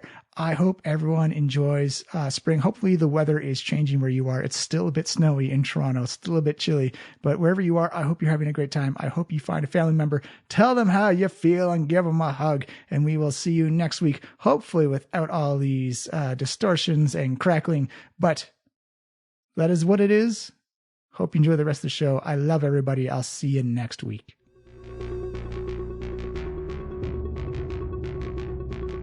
Are back after, I'll let the players decide. Successful night? Yeah, we brought it back. Yeah, I think actually a total success. Volo's gone, like everyone's out of the bar. Yeah. No one's eavesdropping. No, it's hard to eavesdrop because there's just like a rhythmic kind of like violent pounding going, but not like on the floor, but it sounds like ceiling, wall, floor, table crack. You can't really tell what's happening. From everywhere and nowhere. Yeah, it's kind of just shaking the core of the building. Like if you could see a ghost right now, even Lift looks a little like, is this okay? Can I grab a broom? Is the ceiling very high? Can I just like... You tap on the ceiling, a little bit of dust comes down, but that's actually more because of like the vibrations that's coming from above you and not the actual tapping itself. I made it worse and not better. Yeah, we gotta prestidigitate that whole ceiling. Yeah, is there something stronger though? Like it's just, we'll figure that out when he's done. Give me a constitution or just straight up constitution check. Jeez. The classic D&D. Oh, it's an 18. It goes all night. Oh no. All right, well, we'll tell him the good news about the handkerchief in the morning. Let's just hope he's not in the bedroom, my bedroom specifically. Yeah, I mean, we still... Where's your room again? Are you on the second? I think I'm on the second floor. Oh, I have No, to. actually, I'm on the. Oh yeah, no, I'm on the second floor. There's me and Alvin. You know what? Can I just sleep in your den tonight so I don't have to? Yeah, no problem. I I don't mean, wanna- I really only take up about a third of the bed, so I can just crawl up around your feet. That's it's no problem. I don't want to. You do notice that Pass. as you go up to the hallways, it's almost like an elephant just came tumbling through. There's like dents and cracks in the side of the wall. Some of the paint has been cracked a little bit. As like there's been a rough procession through. And here I thought we got the whole idea of chaos parties out of his head, but look at this. We're gonna have to get a cleric in here to not only exercise the place but also cast a lot of mending. Someone give me an arcana. Actually, Amalek, give me an arcana check. Okay. Oh boy. Or history or religion, either. One of those three. The key word was 3. So let's go with Arcana, which is 4. There were 3 bursts of it. So. Oh boy. You don't have any. I'll get Waywalk to do a history, arcana, or religion check as well. Let's do Arcana. It's a 19 Arcana. As soon as you say exorcism, you realize, oh, that's how I get rid of Liv. No. That was something that most people know. Oh yeah, no, I didn't need to roll for that. I think I actually suggested it. Oh, did you? Yeah, using my regular voice. I think I maybe suggested that in the first episode we got the house. Yeah. I may think have. That's where Oh no, that's because that was also one of the reasons why Liv hates him. Hates me, Yeah. because I was suggesting maybe a minor. Strong. changed the store in exorcism. Like, well, you're on my hate list now. Just coming around, man. Yeah, I mean more for like the sex ghost, not for Liv. Yeah, that's fair. I'm worried about this. I don't feel like they're willing participants in this so much as Unseen servants. yeah. I mean, the unseen, I don't know if they're unheard. Only Joseph knows, I suppose. Are they unhappy? Yeah, I feel like he's a morally good. Asima? Let's not dwell on this. The point is, I'm not going in there. I'm not There's going in there. definitely- We'll fix this wall. Yeah. Everything. We'll fix everything Definitely. again. Yeah, don't want to anger the orc. I'm very small. I'm very tired. Yeah, all right. All right. Well, the morning comes around. Liv does have fresh bacon, Yes. scrambled eggs, fruit baskets, fresh baked pastries. There's cinnamon buns and rolls and small little key lime pies ready for Oh my everybody. God. So it's on a very lovely spread. I guess the success of the night, and it's like a nice light green table setting, and there's like kind of like a visual cornucopia, like a centerpiece on the table full of flowers and stuff like that, which is really hard to This get in the wintertime as a ghost. Really nice. Like you're like stepping up your game. This is A+. Yeah, were you like reading a magazine or something? This is incredible. Yeah, Pinterest exists here. he's an elven bartender that's been present in this bar for a couple hundred years. You pick up a thing or two. Your taste is impeccable. And Waywalk it, your porridge is warm. Well, incremental steps. Thanks, Liv. Better. It's better. He brought you tea. Yeah, no, he did bring me. I don't think it was poisoned. I mean, you're alive. I'm alive. Guess who's 86 dragons richer? Good morning, best friends. Well, that's You're gonna need to use literally all of that for the repairs. Well, money comes in, money goes out. I bought that suit for 75 dragons. Now I've got 111 dragons. It's the ebb and flow of business. Oh, I've created a monster. also, Well- he's less concerned with the whole, like, I gotta save this for the apocalypse. Yeah, it's Change. it's a change. Yeah, I feel like the city has definitely altered your perceptions. Well, the apocalypse will happen whether I want to or not.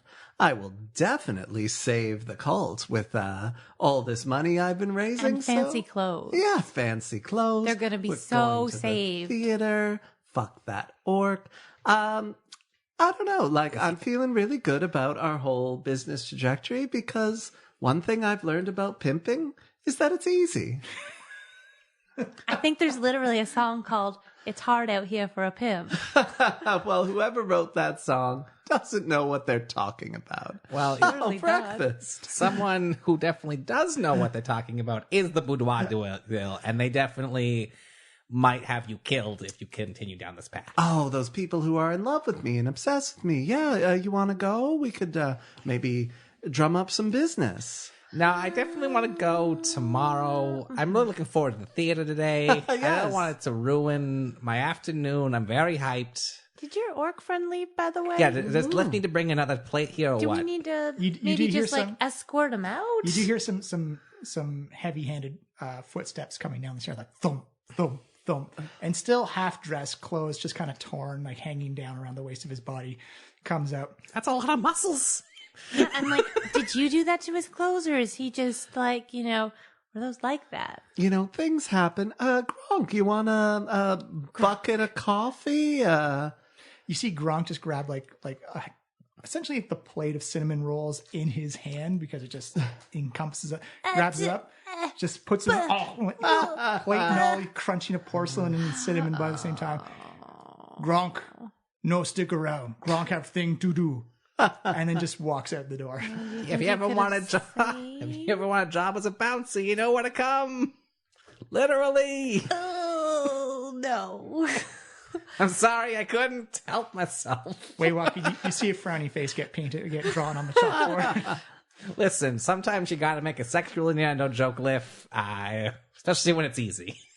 I think If you could see Invisible right now, just shaking his head. I can tell he's doing somehow that. can see invisible. But there is, I'll say, light damage to the inside of Trollskull Manor, which will affect your next roll for when you gotta claim the bill, see how much income the manor has made. Fair enough. That's coming out of your square of the profits. Or actually, maybe even your own till, because the company did pretty well last night. We had a 300% growth evening. So, pretty good. That was not a sexual innuendo joke that time.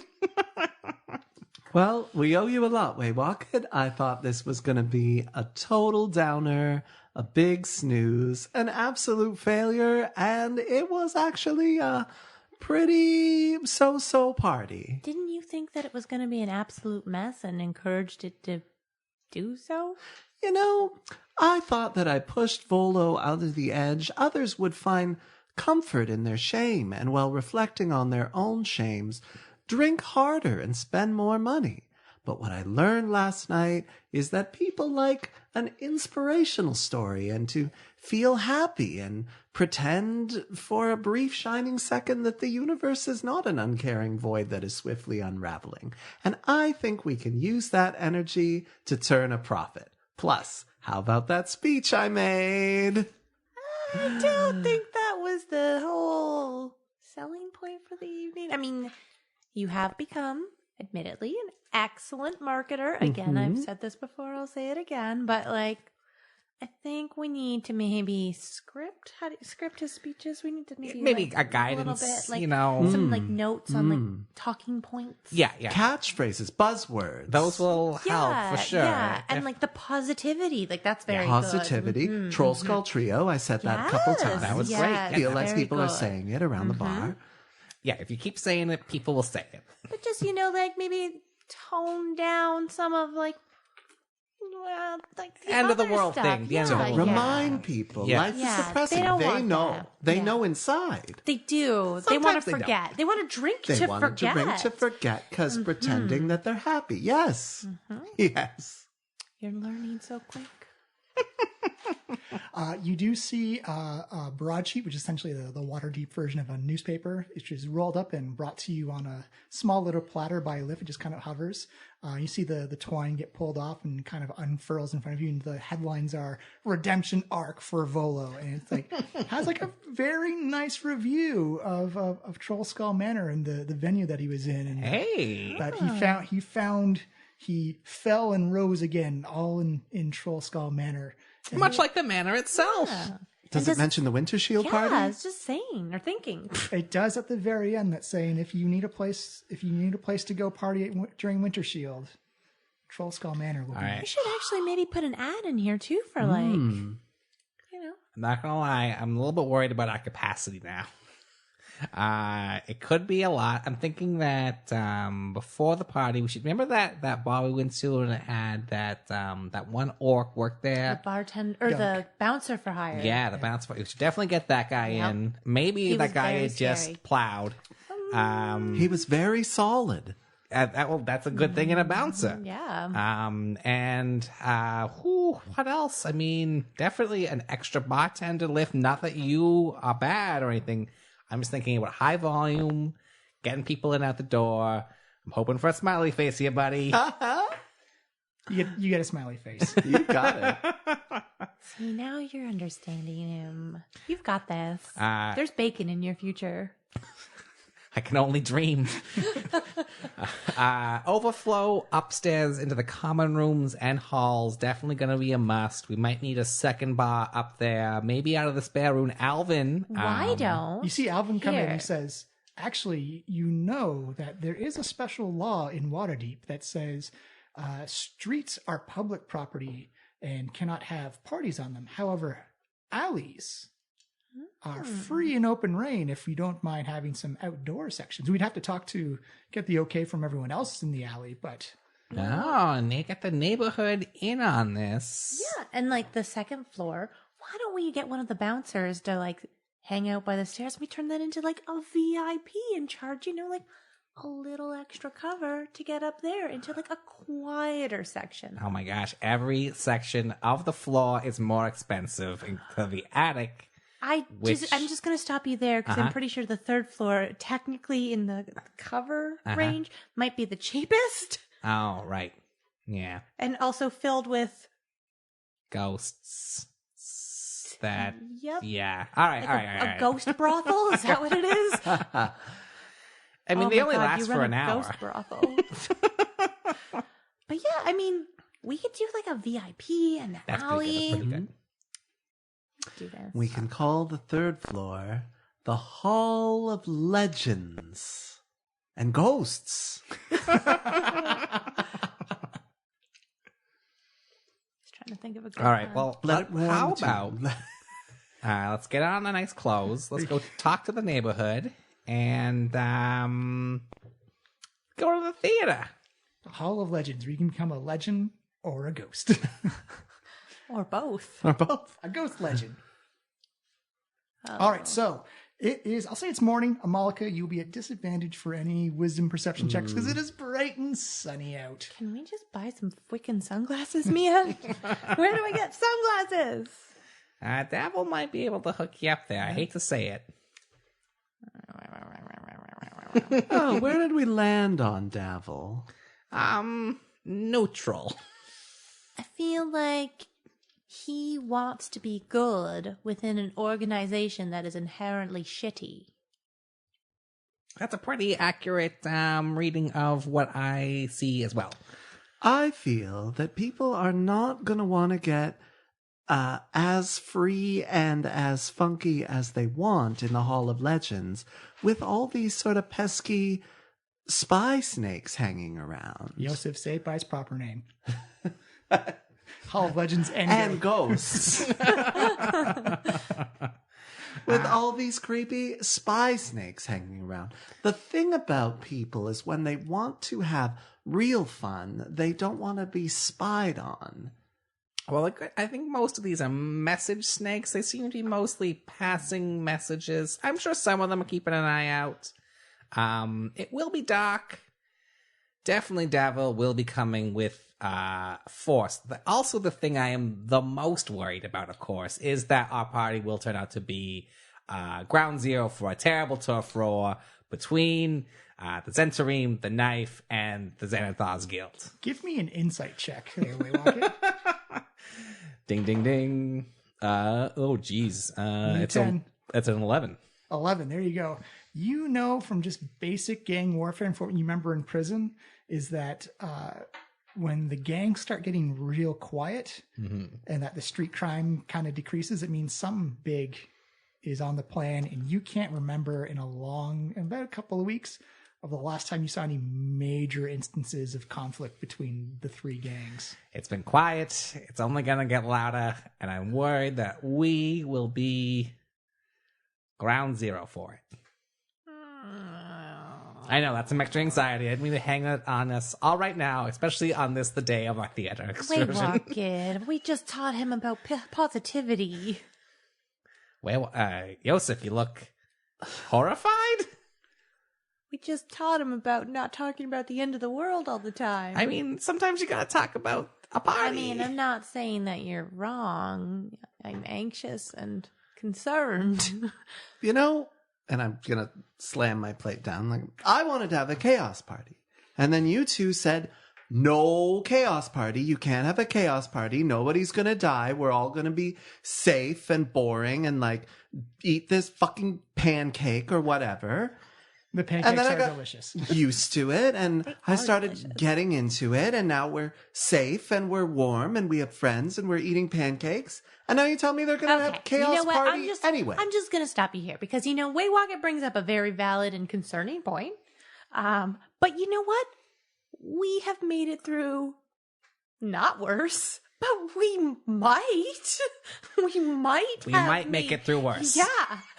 And I mean, last time we had that fight and we did very badly, but did any of us die? Waywalker, yes, almost a little bit. I had but lost consciousness, yes. It was ultimately fine. And we're here alive together positively. Amalika, I have almost died hundreds of times. And I have been to 100 chaos parties. But what I've never done is felt apprehensive about dying at a chaos party that I don't want to go to. But we're and I storm out. No chaos parties. I didn't quite follow the metaphor. And I'm now concerned that he's back on the chaos parties thing. I mean, that is definitely concerning because we want to keep this place nice and profitable. He does not burnt down. And he likes the profit, so I'm hoping that will guide him through. He does also like the sex room. He does. He likes a lot of things about this building, so let's hope that shines through. He'll come around. But what I'm saying is that we should definitely prepare for any eventuality. Yeah. Including, disaster. That's concerning. We should. That's why I'm also thinking about multiple guards. Well, let's do that. Do you want to go venture out and try and? Yeah, let's do a couple things. Number one, talk to the local businesses, see if they can do a thing, and then can we look use to hire these some teams. flying snakes to maybe deliver a message? No, I don't want to that? I don't want to get into that business. I mean, we could, but that seems like we're extra into the Zentarim then. You do know you don't need to roll for it, but you do know that flying snakes are probably some of the best messengers you can come across. They're quick, they're flighty. If it's just a simple written message, boom, you can dart one. I'd rather use my feet, or let's go buy some of those sweet paper birds I had. Let's do it. Let's go. We'll go on an adventure. We have some time until the theater. I like your accent. Yeah. So it is morning. The snow is crisp and crunchy underneath. It's the cold kind of, it's not biting, but it's a little brisk. You kind of bundle up a little bit, Malika, with your layers to keep yourself insulated. Yosef, are you going to join them on their journey through the alley? Or are you going to... He's just pouting outside. I don't know. Yeah, I guess I'll sort of begrudgingly go. Like, I'm into it. I'm pretty quiet though. Like I feel like you're in like the back. Like Yeah, I'm in a real snit. Yeah. Alvin tells you that he will find arrangements to hire security for. Alvin, you're the best buddy. Yeah, I recommend that one guy at the bar down there. If you can find the guy from last night, seems solid. So essentially, it's going to be a grade scale. So the better security you want, the more it's going to cost. We can get some like off-duty city watch people, but again, you're paying city watch prices. I mean, it's one night, right? That's like a one night of a city watch guard. A night in the morning, essentially. Yeah, it's like a 12-hour shift. What's that running you for a city guard, you think? For like one guard? One guard, yeah. One guard, one night. Probably. Often we can negotiate later on, but maybe like, because if there's danger pay involved or something that they have to fight, or if there's like magic involved, it could run as high as 150 a night to as low as 20 a night. Oh, gee, that's a lot. It's a lot on the insurance and danger pay. Yeah. Essentially, we got to fill out a form and say, we expect these things to happen. And so help you if you lie on those sheets. Well, I mean, if it does get dangerous, we'll probably die. So it won't really matter what we put on the sheet. Yeah, I still want to make money at the end of it in case we live. Remember living? Living. Yeah, you like it. Oh, yeah, we should also probably, while we're at it, figure out the damage to the building and get that fixed up before the Winter Shield party. Yeah, definitely. Alvin says, I'll give you an assessment by the end of the night. Thanks, buddy. I'm thinking like, let's work with 100 gold budget on security.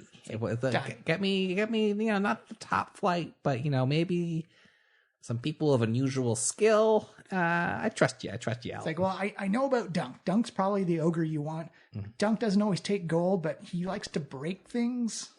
He'll be on the outside duty. Well, he likes to break things as payment. Well, we'll Give him like some of the old furniture that we have like lying around. I think that's long gone. Well, maybe it's not. If you just give him like a room to smash up or something to smash up that makes like a good crunchy sound or like a good the squishy library sound. needs to be remodeled for your potential side job business. Oh, but so... Actually, the library's actually already been remodeled. Never mind. It is empty. Right. But it's nice. It's empty, but it's nice. Well... What if we give him some stuff for the alley?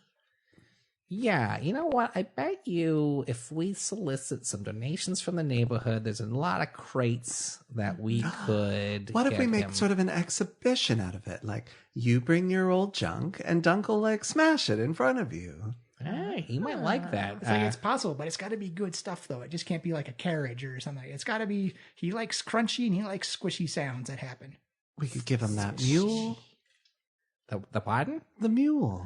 No, we're not. Fablin is a member of the family. Fablin has just been lying around outside for weeks. He's been eating all the hay. He hasn't been turning a profit. Were you going to eat the hay?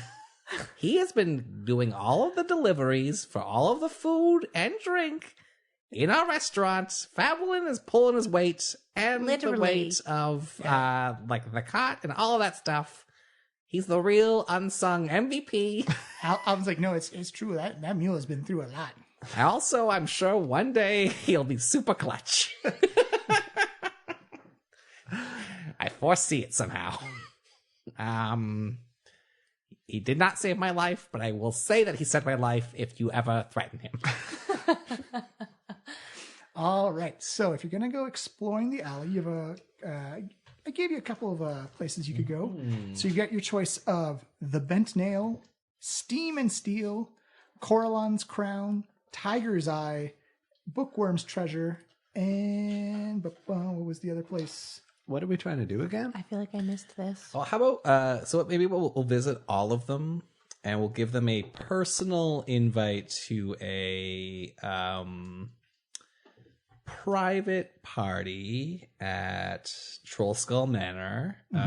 One free drink to discuss the Winter Shield neighborhood party and the business improvement areas of Trollskull Alley. The BIAs. The BIA, yeah. I'm trying to. Waywalking is trying to form a BIA in Trollskull Alley. All right, so where do you want to go first? Should we split up? Are we going to go to all of them? It's up to you. Do we have time to visit all of them and still Oh make yeah, it back yeah. to Okay, Like so this wait, is- what is this again? Sorry. This is early morning, so Yeah, let's start with the welder. Let's say maybe we'll do a couple, and then we'll speed along. the bent nail. All right, so it's clearly it looks like it's kind of like an outrigger shop and for adventuring supplies and stuff like that. On the inside, you find a half elf carpenter named Talisanovar Fellbranch, but his friends call him Tally.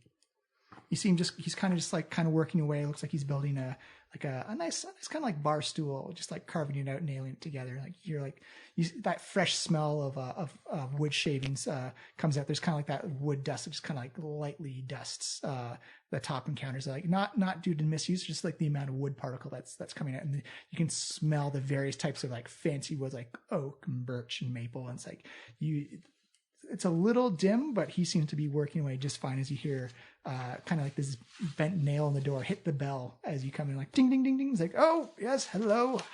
How may Tally help you? Ah, Tally. This is Waywocket, Yosef, Amalika. Oh, yes, you've moved into Trollskull Manor. It looks wonderful. It's been a while since that place has been brought back to its glory. You've been doing a fine job. Oh, thank you very much. We're looking to help bring some festivity this year to the Winter Shield. I've been seeing the signs and hearing your friend here bark about the party that's coming. It sounds very exciting. Yeah, he can really croak, can't he? He's quite good. I hear him every day at 7 a.m. He's in a mood though, so you best just maybe just I'm smile just kind at of him. milling around the shop, like kicking things. Just and stuff. smile at him for now. So we're wondering if we're thinking about how we can include the whole neighborhood, and I was wondering if you'd come to a meeting at our place tomorrow night. We'll have a little community meeting in one of our upstairs rooms. First drinks on us. You don't need to roll persuasion. He puts down his mallet and chisel and says, "You know what? That is a wonderful idea." Yeah, we're trying to get everybody out. I'm thinking we'll make the whole neighborhood Winter Shield something. It's gonna be great. Winter Shield Chic. Oh, there you go. That's good. Yes, I will be there tomorrow. I have so many ideas to share. I think this is wonderful. This is a great idea. I'm so glad that a capable trio of people have moved into Trollskull Manor. Only good things are going to come from this. I agree. Great. Well, we'll count you in tomorrow night. 10. 10 done. I will be there. 10 o'clock. So late. Yeah, you're a creature of the night. True. I've let that was your real self. it's I gotta be at my job in the morning. Yeah. That's literally what I'm thinking. I'm like, my goodness, I want to be like home and in bed by 10. Onto the bookstore. On to the bookstore. All right. Bum-bum-bum, And by 10, I mean so early. Goodness. Good save. As you walk in, the bookstore is typical old bookstore. It looks like the shelves are just kind of slightly warped due to the amount of weight the various shelving units have had. They're not that kind of IKEA bookshelves. They're the ones that go from like floor to ceiling, kind of molded into the ceiling. And you just see the store is very, even though it's bright morning, it has the kind of like dim light doesn't really get through. It's a little dusty as you walk in, but the thing you notice is this dragonborn with this kind of like leather vest and kind of like almost like a smock as he has glasses on. And the thing you do notice is that the sunshine just glints off of his golden skin as he's just walking along with a pile of books and just like looking at them at the spines and reorganizing them, and like you see him kind of like floating up and magic handing them into the different places around him where they're supposed to go. So a dragonborn's kind of like a humanoid dragon? Yes. Okay. I like your alphabetization skills. It's like, oh, thank you. Sweet. I use my own system of books I find more practical than others. Most practical at the top, least practical at the bottom. But like, what if you're like my friend here, Waywocket, and you just happen to be really short? then he gets the least practical books. Do you have like a stool? Oh, yes, we have ladders and whatnot. Or I can just get them down for you as well. True. So self-browsing is not going to be... You know what? I'm off topic. Waywalk it. They go, I've you are the people who've moved into Trollskull Manor. It's nice to finally meet you. My name is Rishal. Nice to meet you, Rishal, Waywalk, Yosef, Malaka. I hope you've appreciated my little pun, the bookworm. Ha! Because it's spelled differently, but I'm not an invertebrate. No, of course not. And it has like a little dragonic connection there. Yeah. Hilarious. Yes. I know. I thought it was like, Rishal, you are brilliant. You should put this on a sign. And then I did. And then you did. And now you're here. And then you're here. And now we're benefiting from your humor. I feel lighter. The day feels better. Coming from a dark elf, that's quite the compliment. Thank you so much. You are sort of welcome. So, you may have heard about the Winter Shield party we're throwing? I have. It's been many a decade since a good Winter Shield party has happened in Trollskull Alley. Well, we're thinking of making it a real Trollskull special and inviting the whole neighborhood to participate. Oh, I don't know. I'm kind of an old golden fogey. Oh, your sense of humor is just exactly what we need, I think. It's true, and your experience and knowledge of the alley and any potential secret entrances will be probably very valuable in planning and executing a truly safe and excellent party. I'd love to talk you into it tomorrow night at the Trollskull Inn. We're doing a big meeting with everybody in the alley. Oh, with everybody, eh? We're hoping. We're trying to bring people together and thinking about, making really it up and coming neighborhood. We want to bring a lot of excitement here. Well, you'll probably get some blowback from Emic Froon, that little deviant has been trying to get a hold of Trollskull Manor for a good part now. He invested a sizable bid into it and lost out. Emic Froon? Emic Froon. Oh, he owns the bar tap just down the alley from you. Oh, he gave me a stink eye one day, and that explains a lot about that stench. To be fair, he gives everybody a stink eye. He's the stinkiest of eyes. Is his eye just like that? I think it's more nature than genetics. But like when your parents tell you not to roll your eyes, or they'll stay that way, and it's just stayed that way. I think it's just practice. He's given so many stink eyes. It's all he knows now. Okay. I just think it's time to bring the neighborhood together and really get everybody on the same page, and so that we're all working together. Well, for the betterness of the alley. Bringing community together is what this alley should be about. I will be there. I don't know if I'll be at your party, but I will definitely support it. I think it's a wonderful idea. That's all I needed to hear. Thanks so much. All right, you close the door and you see him just kind of magically levitating books into different spots on the... So how is this old lizard going to make our party more fun? Number one, I'm definitely going to pick his brain about the various security issues that could come up should there be some violence. Endangering our party. Exactly. Number two... He's got, experience. Gravitas in the community. I'm hoping he'll be a real leader in the room that brings the people together. Even parties are complicated here. Well, you can just throw a party and maybe then that's an okay party. But if you want to be a real party planner, you got to prepare and, plan for everything. Waywalk, it's covering all our bases so that, wait for it, we can make more money. Real party, real money. Huge. Yeah, huge. If this goes where I'm thinking it's going, it'll be admittance to enter the whole alley. We're all going to be sharing. Your ghost brothel's going to be hopping. It's going to be, there's going to be people a lot of wailing there. All right. We'll have a real party. We'll make all the money, and then I'm going to take my share of the money, and then I'm going to go home.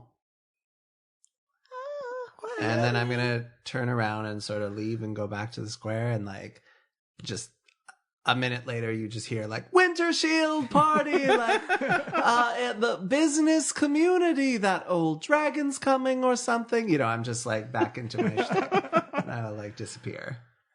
All right. You can keep going if you want. You can.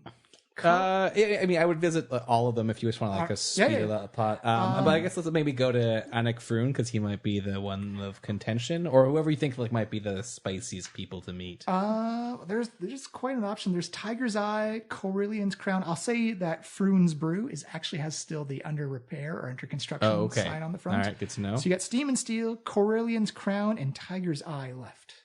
Where are they? What are those ones again? Sorry. Steam and Steel looks like a forge of some type. Corellian's Crown looks kind of like an herbalist shop, where like it has lots of flowers and vines are growing out unnaturally out of season, even though it's exceptionally cold out. And Tiger's Eye the windows look all darkened, and essentially the sign is just a giant wooden tiger's eye, and it's hard to see through the glass. I'm the most curious about that one. And I want sunglasses. Yeah, it's very bright for you, Malika. You got to keep putting the shield to your. That, and also maybe this place, they know where I can find a person who knows a person who can find me some freaking sunglasses. I can say easily enough that Steam and Steel, it's a fire genasi and a water genasi. They're the fire genasi's named Embrick and Envy. They would be down for For the meeting. Yeah, they are married, and they are both they both enjoy the idea of community. They think it's a good idea. I thought you were going to say that they could make me sunglasses. They cannot, but they both can recommend that maybe Tiger's Eye could find you a place. Excellent. Yeah, we'll go to Tiger's Eye. Yeah. Yeah, and it seems like they have the ability to they're both male genasi can forge just about any metal in there. They seem to have like a lot of projects on the work, but it looks like they have the ability to forge quite a bit of stuff in there. And Tiger's Eye is the sign is turned to open, but it's very dark on the inside. I like it. Yeah, it'll rest your nice eyes. Yeah, go on. You open the door and like the classic ding-a-ling of a bell rings as you walk inside. It looks immaculately clean. There's no dust anywhere. All the drapes have been drawn, so it's dim light on the inside. And you can see kind of like this tall, gaunt human, kind of like sunken cheeks. Looks to be in his like late 50s, early 60s, wearing like a very fine white coat and some like weathered work pants, like the knees and the belt and the ankles look very worn just from like a lot of walking and stuff like that. He's like, yes, excuse me. He's like, yes, hello. How can I help you? Hello. My name is Waywocket Sprocket. This is a Malika. Hello. Just a Malika, Yeah, that's me. as far as I know. Like, I am Vincent Trench, P-E-I of Tiger's Eye. How can I help you? You have a mystery for me to solve? Oh, I didn't know that was your thing. Good to know. You're the private detective. I am the private detective. I heard there was one in the neighborhood, and then now get it? Your Tiger's Eye, you're a private eye. The dragonborn down the street gave me the idea. Yeah. It's the eye of the tiger. Yeah, well, the thrill of the fight. Oh, my fighting days are long gone. I'm just more of a puzzle solver now. That's fine. Oh, well, great. that's actually very good to know, because I think a puzzle is headed our way. But right now, what we're puzzling through is a big Winter Shield party. I'm sure you've heard all about it. Oh, I already know. I even know about your little tawdry brothel, undead brothel. I just want, like... The unseen Yeah, servants. that's not an our thing, like we're the Trollskull Trio, and that's more of a like Trollskull Yosef. Well, as a free piece of advice, that's your playing with literal fire. The Boudoirs Guild does not like people infringing on their territory or on their practices. What do you mean by literal fire? Like they're going to burn down our building because, like... Worst things could happen. Fire, if you're lucky. They may throw acid at the damn place.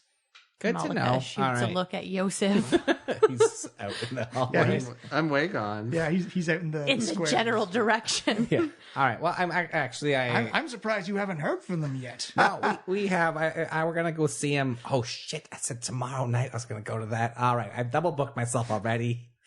We'll go in the afternoon. Oh my gosh, tomorrow's working out to be a big day. Anyway, tomorrow night at our place, we're thinking of having a little community meeting to talk about a Winter Shield party and how we can get the community involved. I think that's wonderful. Well, I guess the biggest question is, what type of snacks should I bring? Oh, wow. Well, the first drink's on us. Bring whatever you think. The fire people and that half elf and the dragonborn might. I've got files on all of them. I can bring the favorites if you like. You sound like a good person to be friends with. Yeah, I mean that would be amazing. That'll really help smooth them all over. Anything to help the community grow. That's what I say. I came here many years ago. I think if he helps us with some of this stuff, he can maybe have an extra drink. Give us a little bit of the details on. Any information's for sale.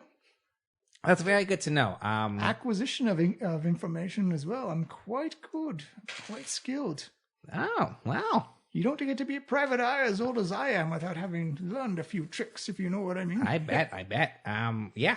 I know about your rat problem, too. They're really mean to me. Yeah, they think they own the place, essentially. Yeah. They haven't left. They're still in the basement. No, there. I know. They just keep biting at my heels whenever I go down to the storeroom. That's why I keep sending Liff. He doesn't have ankles. Oh, Liff. If you made friends with him, you've got a solid ally. As long as you keep the place a bar. He's great, right? Yeah, I've read up on him. He is quite the chef, quite the sommelier, quite the bartender. He's devoted his entire life and I guess afterlife now to service industry. True. And he's coming around to walk its ideas. And have you had his blueberry pancakes yet? oh my God, they're so good. Oh, they're very good. He hasn't made it for me yet. Ooh, what's happened there? He's at warm porridge. Ooh, you have said some things. He tried to exercise him. Oh. I didn't try. Oh my gosh. Suggested. Don't try to suck up to this. I mean, you did Vincent. lightly suggest. Yeah, that's what he loves that place. I also love that place. I just think it could evolve to be more than just a tavern. It's always going to be a tavern to live. You should probably keep it that way if you want those blueberry pancakes again. They're so good. I'll take it on advisement. Let you have a bite next time. Vincent. Just make sure Liv's not looking, which is impossible. He's a ghost. I love the idea that no one's sharing the delicious food with Waywalker. Well, he got warm porridge. He's going to eat the warm porridge. He's resigned to that. We don't want to jeopardize our own supply. It's really clear. He did this to himself. All right, Vincent, thanks so much for the advice. We're definitely going to be using your services in the future, and see you tomorrow night, buddy. Wait! My eye. Oh, yeah, your eyes. Oh, yes, you don't have any protection for your eyes. Help me. It's like, all right, tomorrow night I'll bring the address of a place you can go down in the trade war. They work specially for dark elves in need or people with sunlight sensitivities. Malika puts her arm or her hand on his shoulder. Is just like, thank you. It's got like that old man, like he used to have muscle tone under there. That's kind of just like diminished with age. I just feel like she's like feeling it. Yeah. It's like I will guide you to the right place as a freebie. You're good people. Thank you. That actually, when people say that, I take that with a lot of consideration. So just thank you for that. You're welcome. I think we will be on our way. You head out the door, and Yosef is still out in the street barking about the winter shields. All right, I think we got some general consensus. Most people seem pretty thrilled about it. Shall we go catch a play? Get our fancy clothes on? Let's do it. Mm-hmm. All right, so you guys spend the rest of the day just, hanging out, getting the orders done for the day, make sure that Trollskull Manor is servicing the customers that come in. You do notice that there is a bit of an increase after the events that happened with the bookery, and that there's more people coming in to check it out. And you notice that's people coming up from the dock ward, the trade ward, the castle ward. There's different varieties. You notice that you've got definitely the mix. You see like kobolds and gnolls and minotaurs. It seems that the diversity of Waterdeep is coming out. Maybe we could like turn this into a thing. I mean, Volo, he's just like, he's a bit here or there, but he's had a rough patch. Maybe we could have like a regular thing where he tells the untold stories of Volo. Not a bad idea. Who knows? He's in a rough place. It could help him and help us. Look at all these people. As long as it keeps off the hooch. Yeah. We'll water him down. Yeah. Oh, yeah. Good idea. Eldritch blast it light. Like Yeah. diet. Yeah. No charisma modifier added. All right, so do you guys want a speed of plot to the theater? Yeah. All right, it is, the sun has set. The night sky has come out. It is crisp cold. Like, you need some like fur-lined jackets and whatnot to really be impressed. Do you guys call for a carriage to come pick you up? Oh, we have a mule and a cart. I don't know. Do we need to splash the money? We don't want to waywalk. If we're going to drink, we don't want to drive drunk. And I think it's just better if we... Badland does most of the driving, frankly. I think it's still safer if we get just a carriage. Alvin says, if you're dressing up fancy, you don't want to show up on a mule and cart. You want to get like a fancy carriage. Got boxy. It's true. It would hurt our status as influencers. Yeah, no one wants to see us promoting Winter Shield and then showing up all shabby. Especially in our fine clothes. All right. What does this cost me? Like 2 gold? What is this? It's only going to cost you for just like a trip down there, 75 silver. All right. All right. The company expense, we'll mark it down. Keep the receipt. Yeah, obviously. Are you bringing any extracurricular things with you? Like the handkerchief or... handkerchief, weapons. Why would you bring the Where handkerchief? do we have to hand? Yeah, where's the handoff? So I imagine to the theater, most humans would not bring their full arsenal of weapons. But I imagine like a dagger would be fine. That's just like a regular knife. Yep. I'll bring a dagger. I will not bring my short bow because that seems conspicuous and probably does not go with the lines of my suit. The rapier, I imagine, also would probably be a little gauche to bring. You know by culture that some people do bring ceremonial weapons, like they're not for use, but for like show. So like some military people, some people with like prestige will bring weapons. It's more of a look how rich I am, as opposed to I'm going to use this later on. Right. I'm bringing my staff to make a statement. And then I do sort of a glow out of my staff and a glow out of my suit. Yeah, fair enough. That's like a prop. That makes sense to me. Amalika? I think I'm good. You're just like, you just bring your magical focus to your fucking dynamite. I mean, I've got a shit ton of daggers, but do I really ever use them? No. Not really. They're just miscellaneous daggers. Yeah, I'll bring a dagger because that's, he will carry a knife on them. But yeah, I won't bring my rapier or short bow. How big are these potions of healing? Like, can I tuck They're them just in my like suit? think of you can easily Like a vial? yeah. Okay, well, I'll bring all 3 of those. So like, with see me. you're tall there. It's about like half that size. Right. Yeah. Same width, but like. Yeah, I'll bring that. I'll leave my purple plush beholder behind. I have 2 potions of healing left. Yeah, I'll bring those. One knife. Obviously, my calligrapher's tools, like Gotta sign autographs. gotta sign autographs and or contracts. We'll see how it goes. So you wait outside Trollskull Manor for your carriage to arrive, and you see like this beautiful white stallion with kind of like these red starburst patterns on its hindquarters, and like his beautiful blue and pink hair. And the carriage is kind of like It looks like it's open air, but you do notice there's kind of like an invisible sheen. So there's kind of like a bubble that'll keep you warm on the inside. As you see this halfling driver, like the big tall top hat and the whip, and he's dressed up in like the 3-piece and cummerbund and whatnot, and like little. You think he's wearing spats, but like the hair on his feet have just been groomed in a certain angle. He's like, "Am I taking you to the Light Singer Theater?" Yes, please. The true story of Tiamat, or whatever it's called. Yes, the show of the night. Great, you all look fantastic. Hop on in. And as you get into the like this silvery carriage, you pass through, and you actually can see the interior of the carriage. It's kind of like an illusion on the outside, but it feels warm and inviting. You notice that there's like little cookies and macaroons on a little platter that is kind of free service. You know, there's a bottle of champagne and a bottle of wine that's kind of chilling for you. Look, I know we really like Fablin. Like, don't worry, he maybe possibly saved your life if it comes down to it. But this is traveling. This is like traveling in style. This is wonderful. We're happy now. It's almost like we weren't sad earlier and we don't have to talk about it. Do you want a drink? Yes. Yeah. Do you want several drinks? Yes. Oh, this is going to be fun. All right, listen, when I hit level 3 and I can cast Illusionary Script, my cart is going to look dynamite. The cart makes your way down, and you do notice that the size and density of the buildings change when you go from the North Ward down into the Castle Ward, as you get kind of like in the fancier rich person district of Waterdeep. And you notice that the buildings get a little bit more brighter, a lot more glow to them.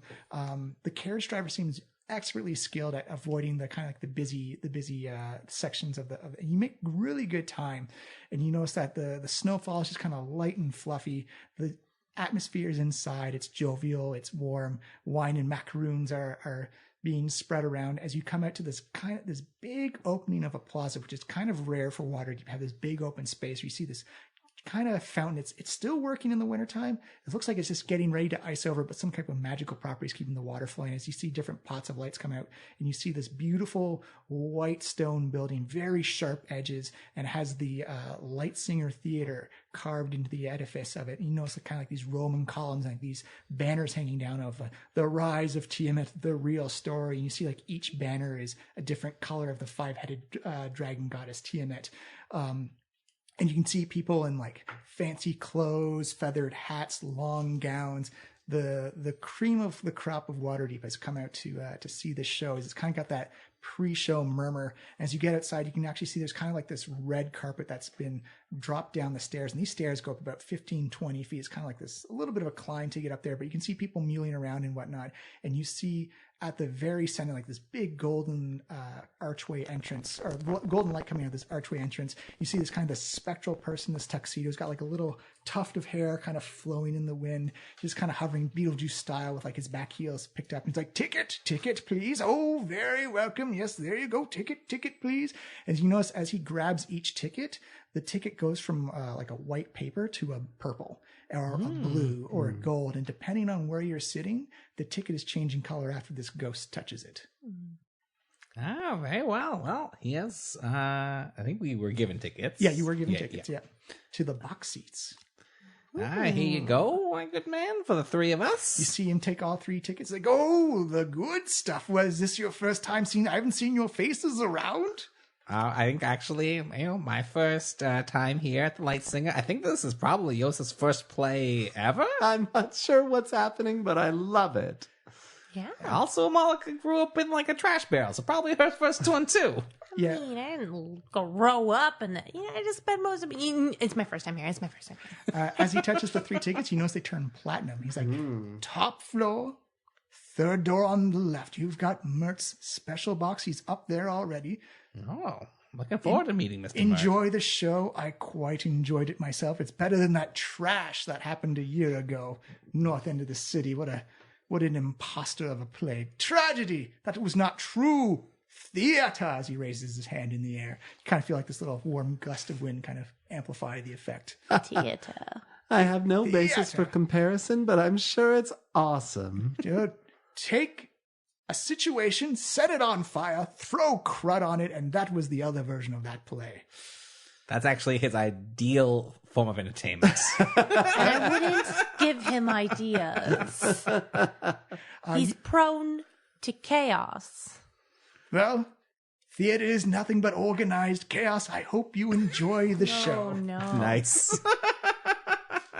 As you walk in, there is white stone columns and the black and white parquet floor. That's just, you hear the clicking of heels and boots.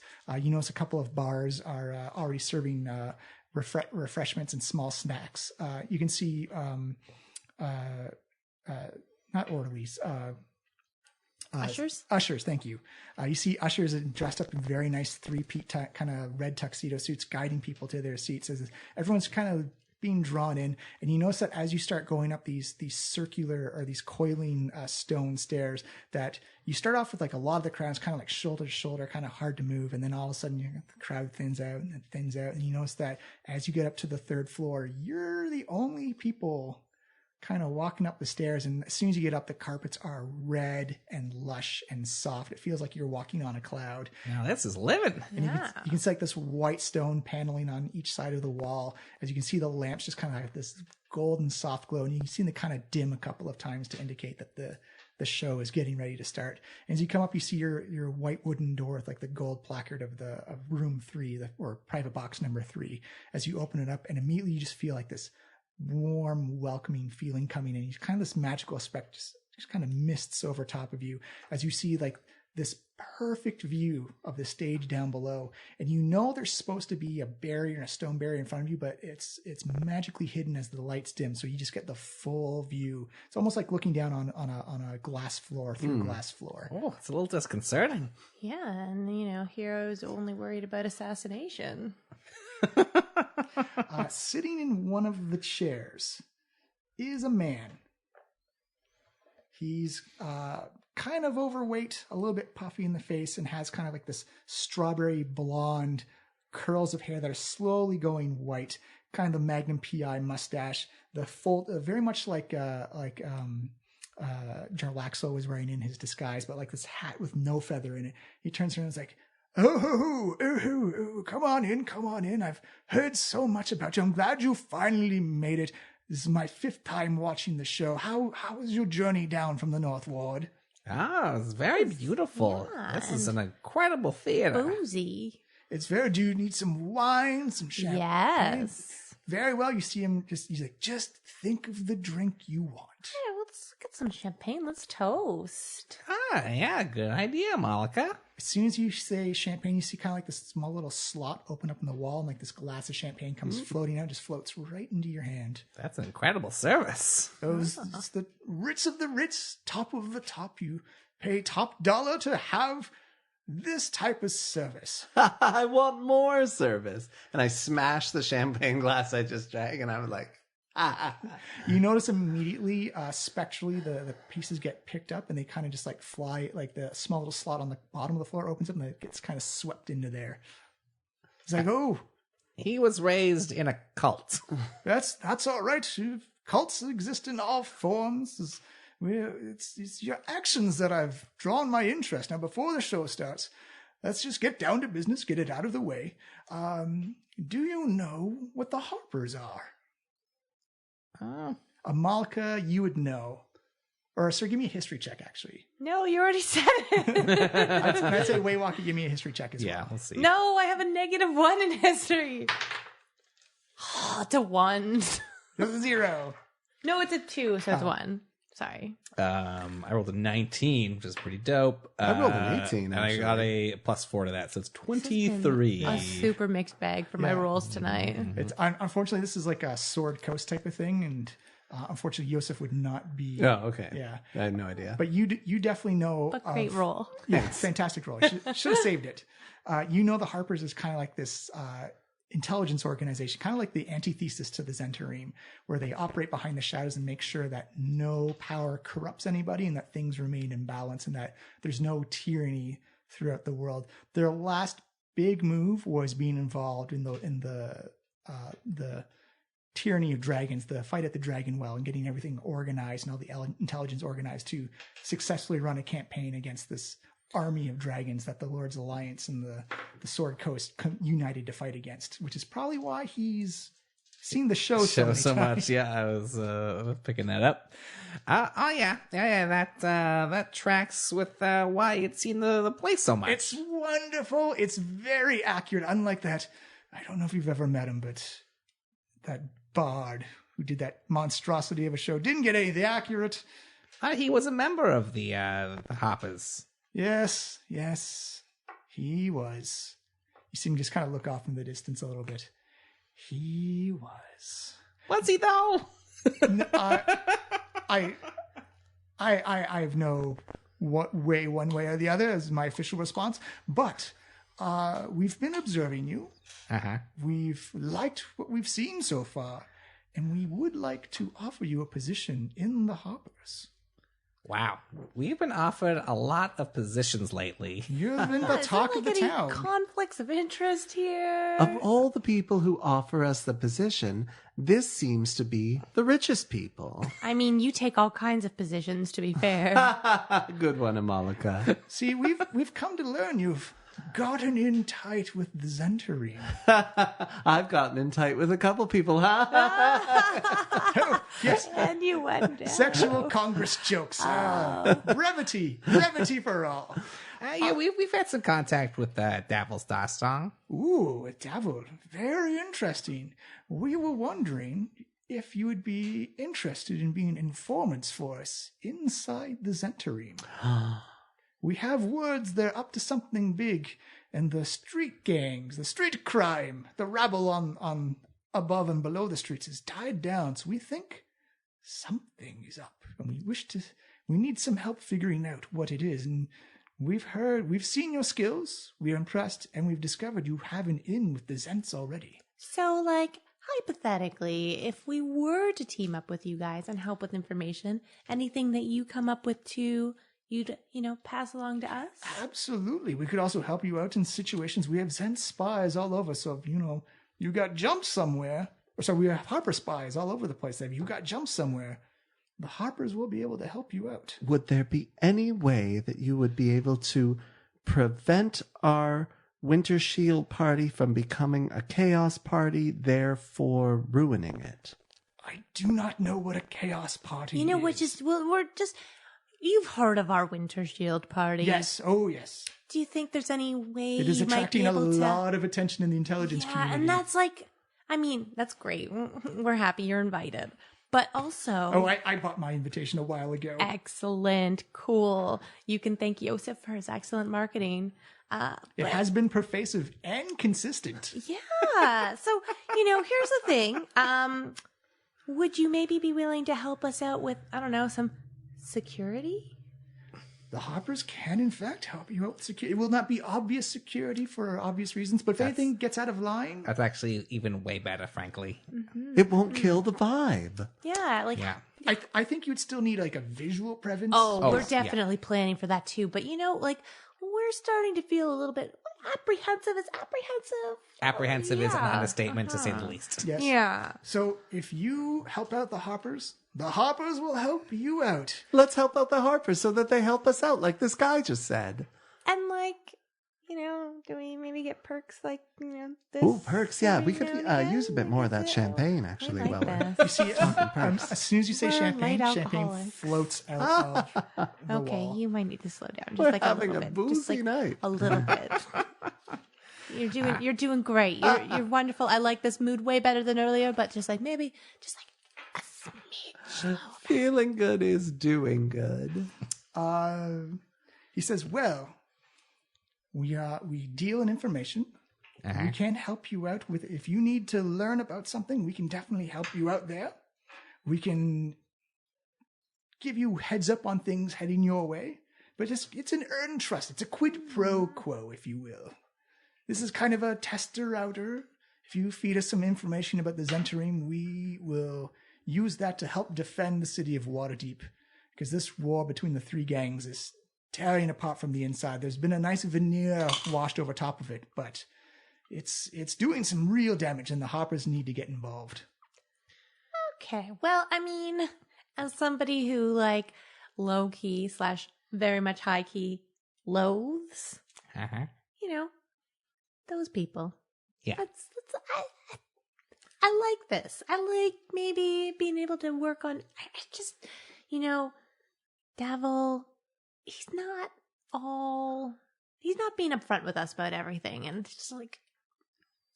Yeah, I'm with my compatriots here. I think, Mart, you and the Trollskull Trio could be in business. Excellent. And I will warn you, it is treacherous. The Zentarim do not deal well with traitors.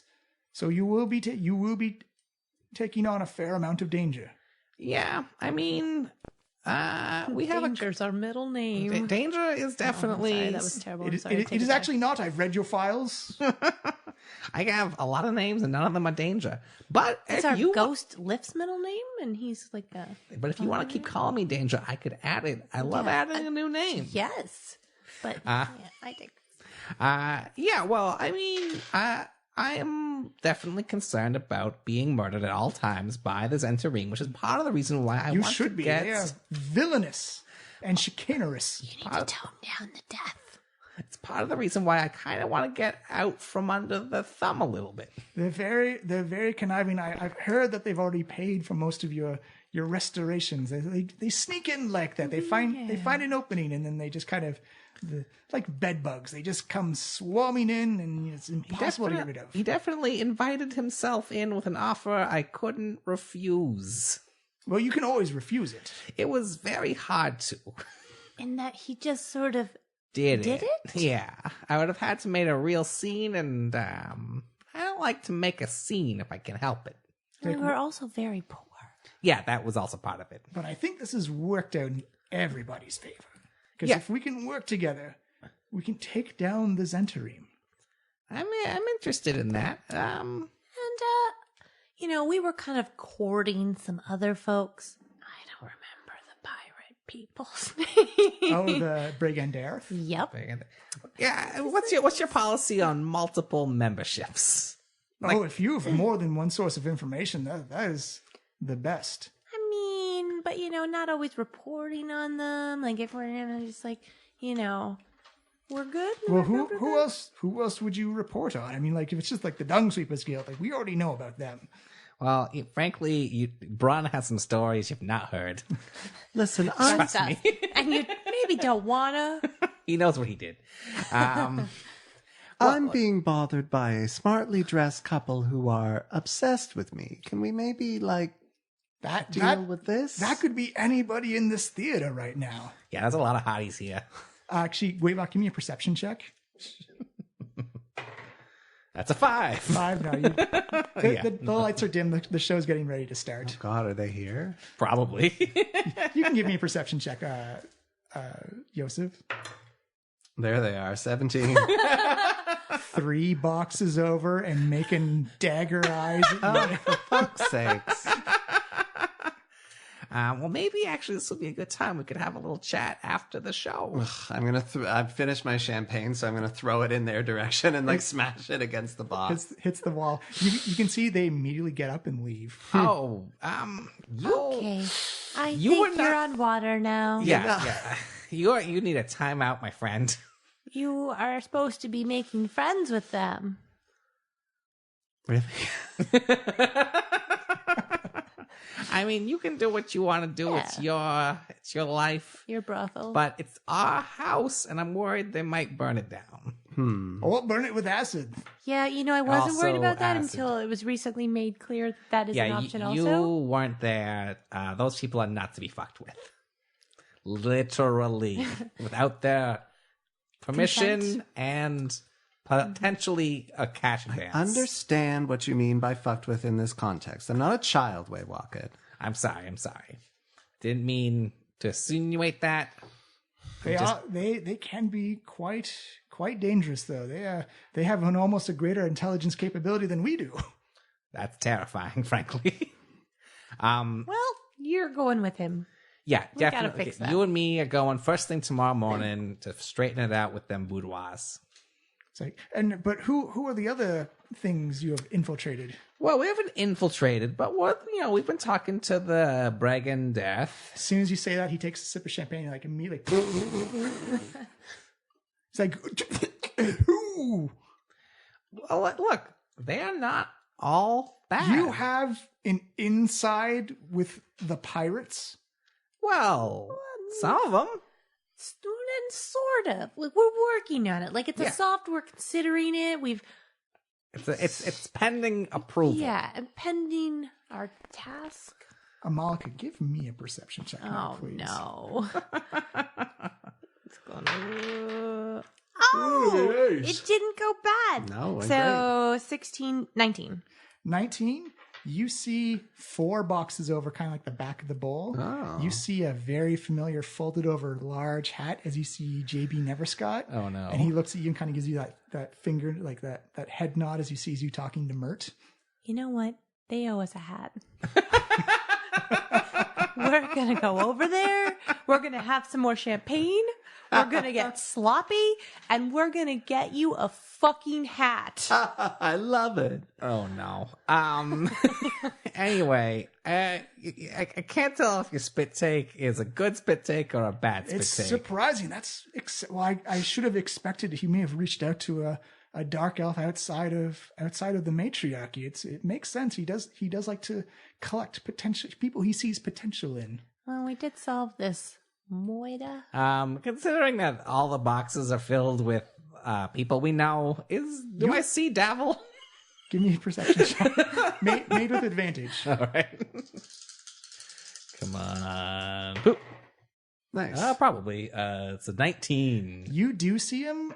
He's with his party that he brought to yikes. But you can see they are well into the drink at this point. Oh, yeah. Yeah, They don't seem to have noticed us? They don't seem to have noticed you now. Oh, that's a small blessing. If only I could cast a sky self.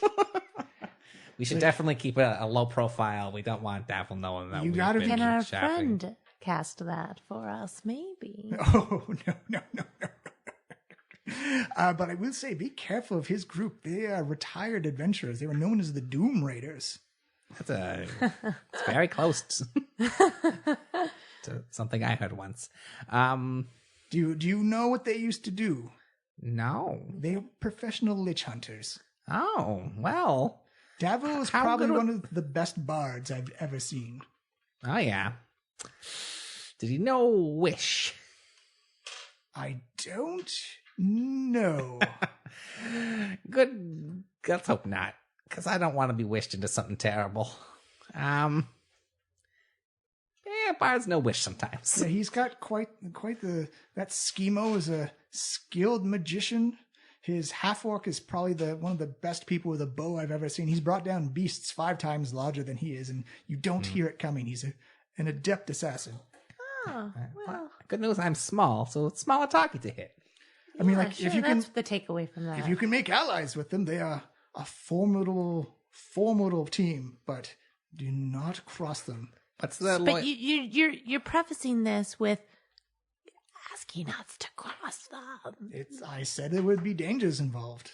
Lie to us about the danger. There are no dangers involved. Lie to us slightly better. just like somewhere you were at like a 1 and to an 11. Like I need somewhere in the middle here. There are no like, dangers involved, and you will all be fine.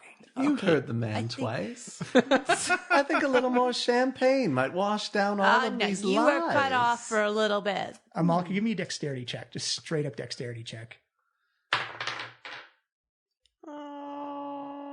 Decent roll. Wait, what's dexterity? Oh, plus 3. 13. 13. You see a glass of champagne come out of the slot in the log, and Amalka just like pop, catches it. Cut off. Oh. Have some water. What's the Doom Raiders' relationship to Davil? Like they were all part of the group. They all worked as adventurers together. That's gonna be tight. Okay, all right. Can't turn them against them. But Probably. Here's the thing. We think something's up in the Zentarim. Oh, I agree. Yes. Go on. We don't know what it is. Uh-huh. But if we can maybe find a crack, a fissure that we can drive a wedge into, maybe that will be beneficial. I'm in. I'm in. Yeah, we're all in. Your champagne.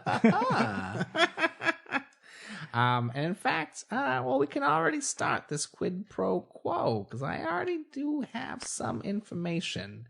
I can confirm a schism and dabble at the center of it.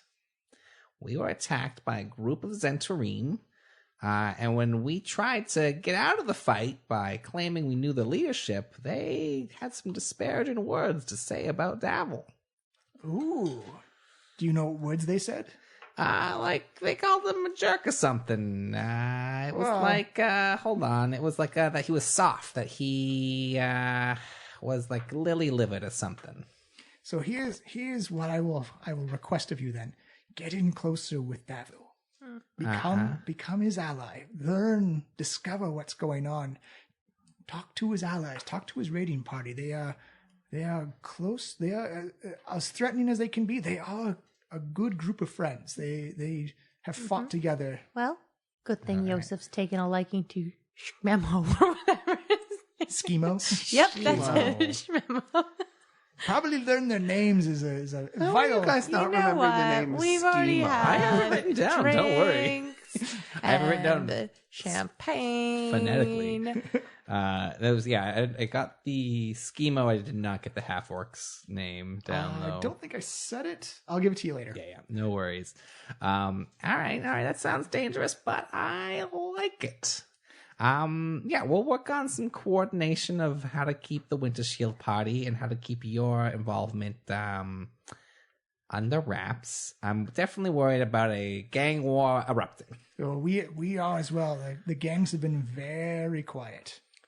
So, how do we contact you with more information when we have it? You see him pull out this leather parcel from underneath his chair.